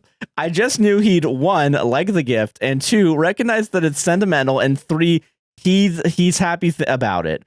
I didn't go into it thinking it was the best or with a saving the best for last mentality. If you save it last, yeah. Saving the best for last mentality. Generally just thought it'd be nice to end on a sentimental, heartwarming note, and any other sentimental gift would have also served this purpose, not just mine. But you're implying that there isn't going to be another sentimental gift. Yeah, this is the only one. Oh my God, I hate this. I hate opening gifts in front of people. Same, yeah. That shit sucks. Yeah. Also, I deleted that comment about the friend zone because I didn't know the right definition of the friend zone. I thought it was just meant that you've always seen them as a friend, not that they expressed interest in you and you rejected them. That never happened, lol. He's never had feelings for me. New person. Oh, God. No, we're more. Everyone's fine. Everyone's gonna fight this woman. You're a Stanford grad that doesn't know the meaning of the friend zone. Doubt. This is OP. Whoa. Did respond to this one, and this one's at negative 73 upvotes. And they're just gonna start fighting. I'm not gonna fucking read after this. OP, and this is gonna be the last comment. I'm not going anymore. You seem very focused on this friend zone thing. Every comment of yours has been on it. Strange. And yeah, I can't say we learned the definition of, quote, friend zone in my English lit classes. Wait, this wasn't the incel comment. Wait, where is that? This one. Did it get deleted? Wait, what the fuck? This is messy. This is all over the place. I love it. Okay, so I'm clicking on this one and it's not letting me read it. Sorry, not all of us are incels like you who live by Urban Dictionary terms. Smiley face emoji. Not emoji, emoticon, sorry. I never pretended to know the concept and admitted that I used the term wrong. Sorry, I've so grossly offended you by using the term friend zone wrong. Lamau. Listen, we don't know these people. All right, we don't know if he actually. So it's inconclusive. Yeah, no, yeah. You know what? Fine. We don't know them. All right. It seems like she's lying because she's lying. Yeah. And she thinks she can get away with it. We've gotten lost in the sauce, yeah. But why do this? Why would you do this? It doesn't make any sense. Doesn't make any goddamn sense right now. To win internet points? I don't even believe any of them exist. I don't think you could have a job that makes that much money that you could buy a vintage watch. I don't think the vintage watch is real. Yeah. I don't think any of it's real anymore. Yeah, I think it's all fake. This is some weird fan fiction. It's fucking weird. I don't know. I think someone on Am I the Devil said this was like weird fan fiction about this, or that was a different post that I might not have picked. But yeah, it's crazy. That's wild. Solved it. I think we solved it though. Was there a lesson there, guys? Let me know down in the comments. Don't forget to like, comment, subscribe, and tell your parents. Tell your parents about it. Tell your parents. If you got parents, tell your parents. And they'll make you stop watching us. Yeah. Because they're like, that's inappropriate. Yeah. Okay. All right. Oh, this is your last story, too. Yeah. I'm sorry that took so long. That was crazy, though. I went everywhere. I had no idea. I was just like, oh, whatever. It's a friend thing. I don't care. When I first read it, I was like, whatever. I mean, you're a little weird for doing that. And then I read all the like, you're an asshole. And I was like, whoa, what's going on here? This is too much for me. And I noped the fuck out of there. Because I'm like, I don't know. I feel like I've had one of my friends one time Cameron gave me a pedal. Oh. Like a guitar pedal. That's cool. And I was like, bro, what the I was mad at him because I was like, this is a lot of money. Yeah. And he goes, I found it on Guitar Center for like $20. I was like, oh, okay. Yeah, I get that. God. I will say, yeah, and like we're talking about like for getting the new computer, like you giving you a lot of money about it. Yeah, it's embarrassing. No, yeah, you know, like fucking, and it's like I don't know, but I feel like we also talked about it beforehand. Exactly. It's yeah, the I think it should be communication discussed. part. Yeah, it's like I don't know. But that Cameron just kind of fucking he's bad at communicating. He just kind of fucking sprung that on me. In front of me and Aaron, and I think you were there too. And maybe, I was like, yeah. I was like, what the fuck? Like, you can't just give me an expensive gift. And he was like, it was $20, idiot. And I was like, oh, okay, that's fine. Yeah, it's your fault. Fucking dumbass. And now I don't play that pedal because it was only $20. Got him. Got him. God, but yeah, gifts are crazy, man. Gifts are crazy. I don't know. I mean, I think it's okay to get your friend an expensive gift. I'm gonna be honest. I think it's fine too. I think it is fine. If you have the money for it, I think it is fine. But you're asking to put it last.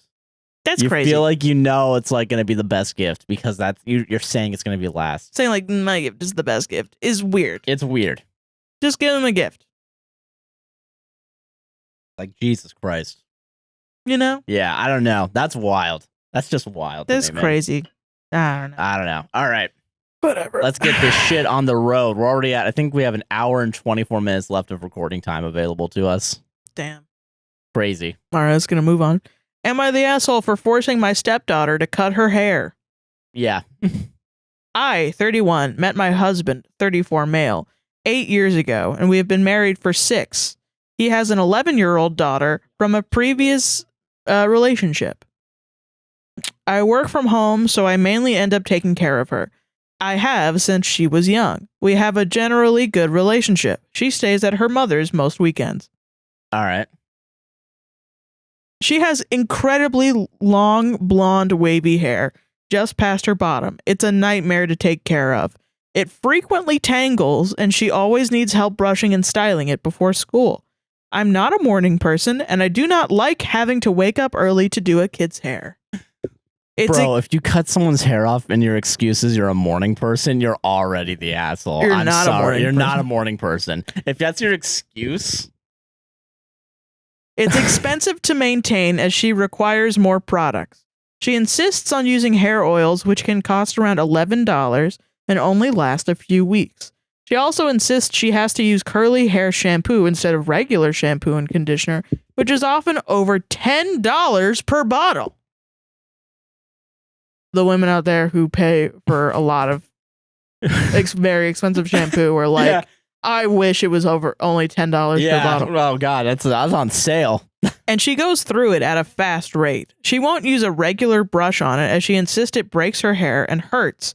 So she uses a wide tooth comb, which takes a long time to brush when she could be doing other more productive things such as homework or helping me with chores. Helping me with chores. Yeah, hell yeah. What the got me. God. I decided she has become obsessed with her hair. And what? And I do not want her to become vain. How is that vain? She just likes her hair. So I decided it needs to be cut. Oh, shit.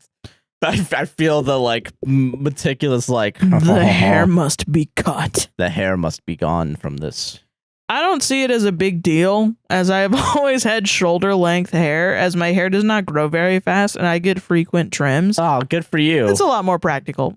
Honestly, as a woman whose hair grows out extraordinarily fast and is very thick, and I don't have the money to trim it or make it look good, yeah, fuck you. Yeah, I get that, yeah. Just about that. Just about that enough is I'm lucky. I'm jealous of you. My genes actually are good. I took her to the hairdressers as normal. In the car, on the way down, she said she wants to make sure the hairdresser doesn't cut too much. I politely explained that I would like her to cut her hair to shoulder length, as at... How do you politely explain / convince someone in this situation where you want them to do something that you want and they don't want. But she's a child, so she doesn't get to make a decision. Yeah, she doesn't get to have a decision. Well, Sarah, as we all know, the longer the hair, the more chance you're gonna get groomed. Because of hair grooming. Yeah. Yeah. Exactly. I politely explained that I would like her to cut her hair to shoulder length, as it has become a burden. Ah, boo. You signed up for this. Yeah, it's not even your kid. It's not even your fucking kid. Even then, it wouldn't be okay. Yeah. But it's not your kid. But it's doubly not okay. Yeah. It's like more not okay. At first, she thought I was joking. But when she realized, she started to cry. Yes. When we got to the salon, the hairdresser was reluctant to cut her hair due to her tears, but I explained the trouble we have maintaining it. Man, even the fucking hairstylist is like, why are you doing this? The kid must have cried so much. Yeah, if like it's still the crying. The hairdresser's like, I don't know, this is fucked up. But yeah, I don't want to do this. And I explained the trouble we have maintaining it and assured cutting it would be best for her. In the end, the stylist agreed and cut her hair. The stylist braided her hair, then cut it. She kept it. Her hair was now just past shoulder length and looked a lot darker. The car journey home was silent. I offered her McDonald's, but she refused. She went straight to her room when we got back. You know, when I read that part, I was like, oh my God. You know what'll help this? A McDouble. Hey, do you want some chicken nuggets? Is that going to help? No. It's not going to bring my hair back, Mom. Yeah, literally. You know, yeah, it's it won't. not. You're right, it won't. God damn. That's a great way to teach your kid to eat food to get past emotional pain. That is true. Yeah. Just a little tidbit. This is a good way to get your kid to do that, to never trust you again. Yeah. And to never trust people. Fail. Yeah, this is like one of the biggest parenting fails I've seen in a long time. My husband went up to see her when he got home and apparently found her on her bed, sobbing, holding her old hair. That is so sad. That is super sad. My husband immediately called her mother to come and collect her, and as soon as my stepdaughter was out the door, he started yelling. Her mother also came in and gave me a mouthful. Awesome. You know what?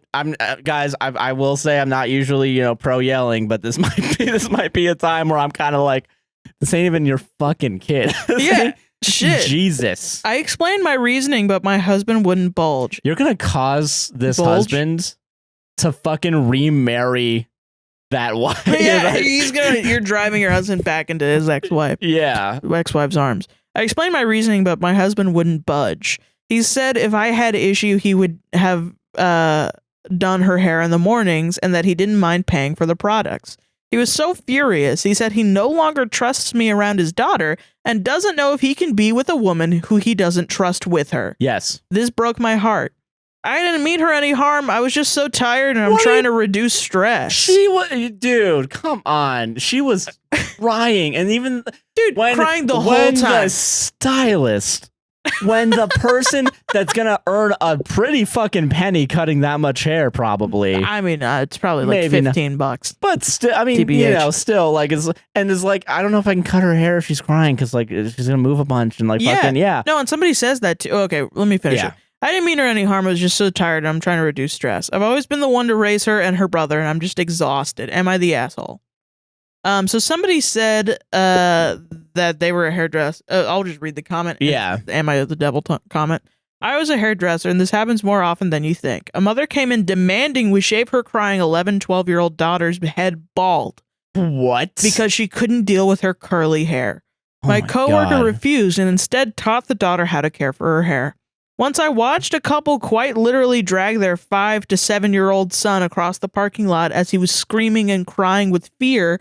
The couple then had the audacity to contact my manager and complain about our quote-unquote unprofessionalism when we refused service, because it's a safety issue if a kid won't sit still. Yeah.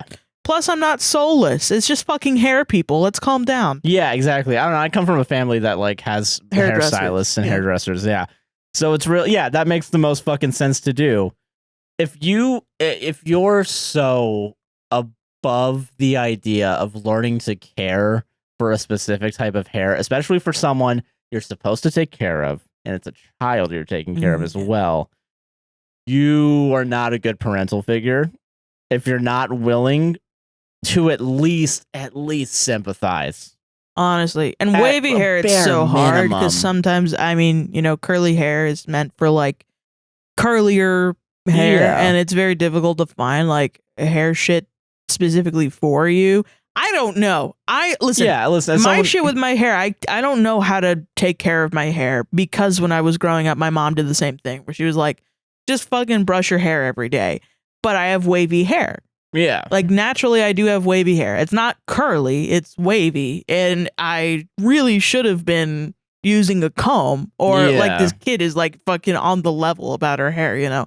Yeah, I should have been using some fucking products, but my mom never took the time to actually like figure it out. She would just say, brush your hair. Why haven't you brushed your hair yet? After I already brushed my hair because it would get frizzy because I don't have straight hair. Yeah. And if I brush through the fucking waves, it makes it frizzy. Yeah. Oh, God. I guess I have wavy hair, too. Shit.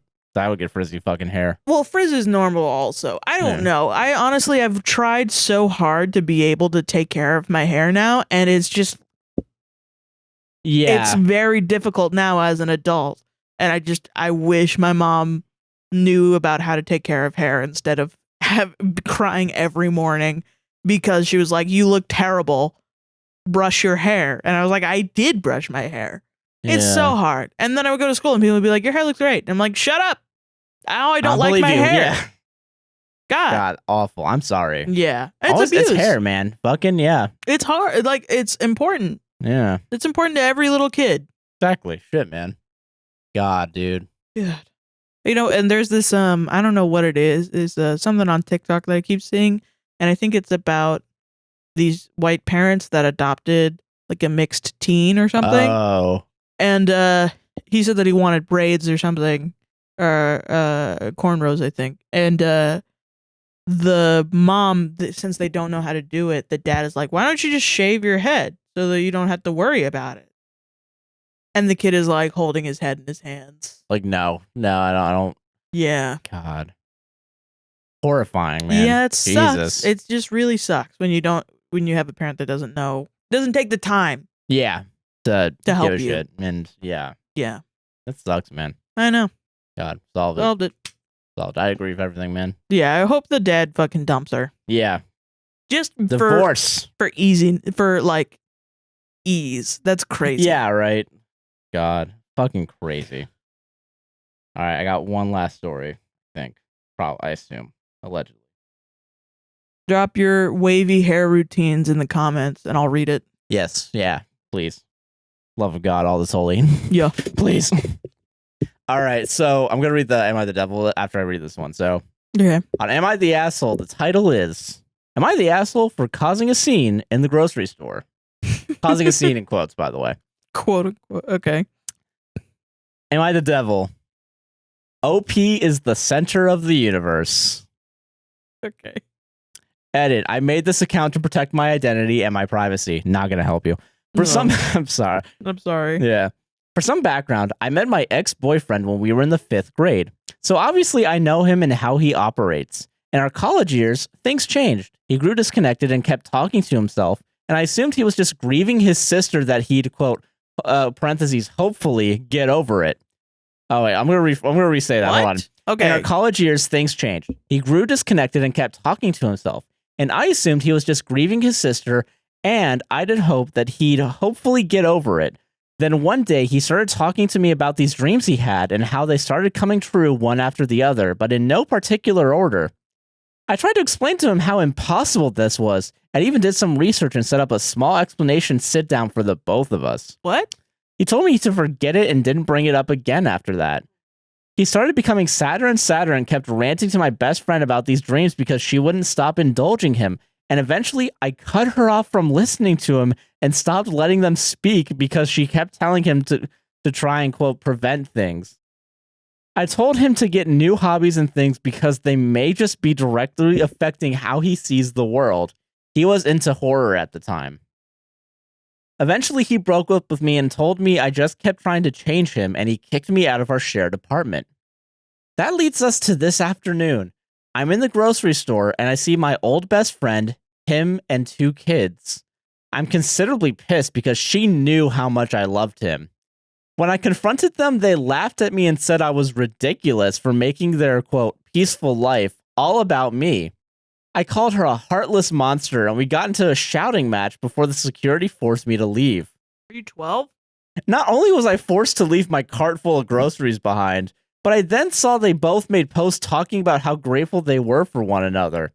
They're beyond petty for doing this to me, and I feel I was in the right to be upset.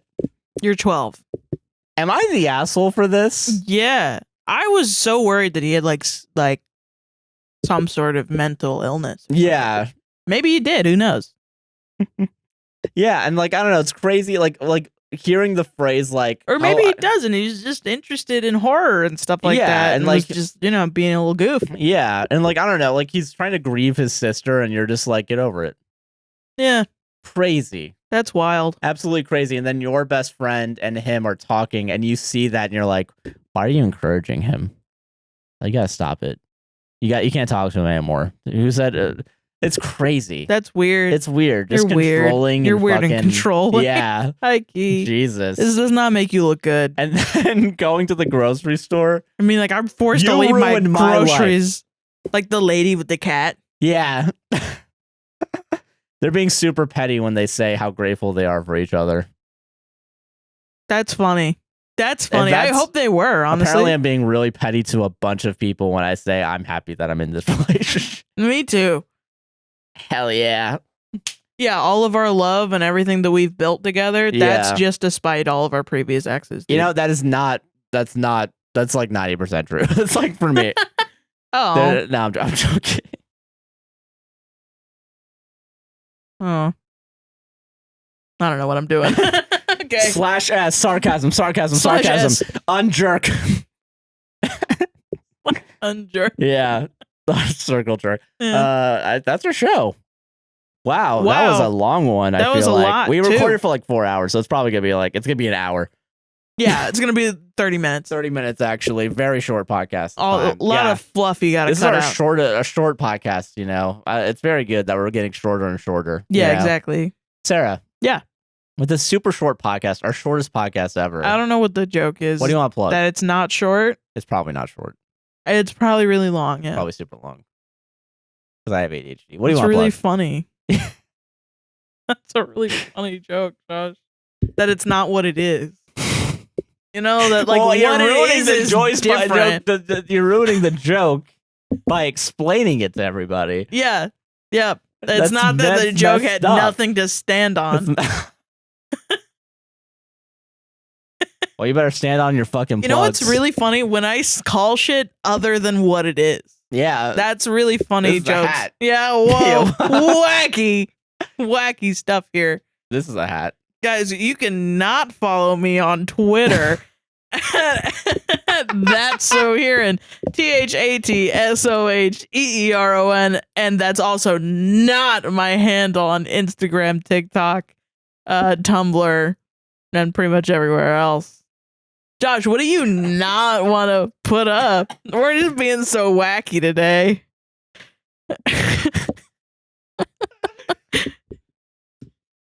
You can follow me on. You cannot follow. Sorry. Sorry. Yeah, well, I made this rule of comedy, so I got to commit to it. You cannot follow me on. I'm yes-anding right now.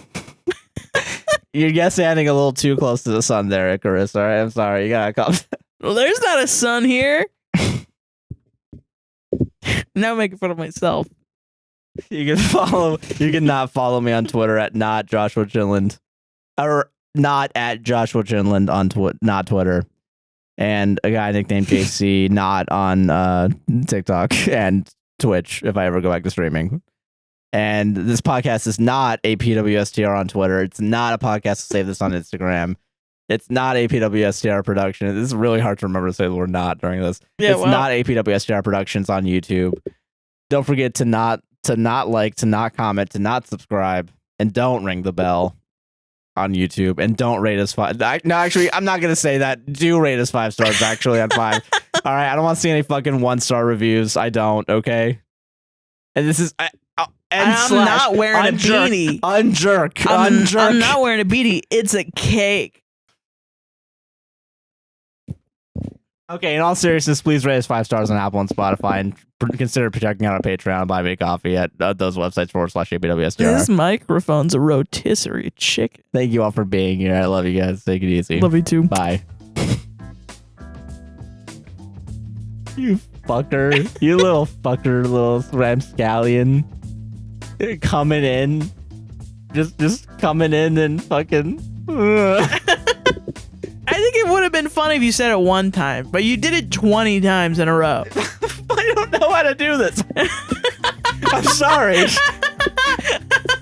don't know. I got thrown into the situation of doing a fucking podcast. Oh, it's okay. That's not even true. I said let's do this you did. 4 years ago. Yeah. Not thinking of the consequences.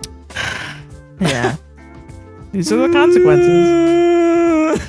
Gotta eat your vegetables. Yeah, that was a lot of vegetable eating I just did. Yeah, you did. A lot of copium I just had to fucking take. Dude, I can't wait for the comments. They're like, Sarah's mean. And then I'm commenting, help. Josh blinked twice next podcast at the start. And then when we break up, it's like, good. Sarah's abusive. Sarah's not abusive, everybody. Wait, Thanks. no, Sarah's not. Yeah, that's totally what you have to say in a normal relationship is that your partner isn't abusive. Sarah's not abusive. That's really funny. We have to do the intro still. Yeah, I know. Oh, God damn shit. it. Okay, all right. That's so...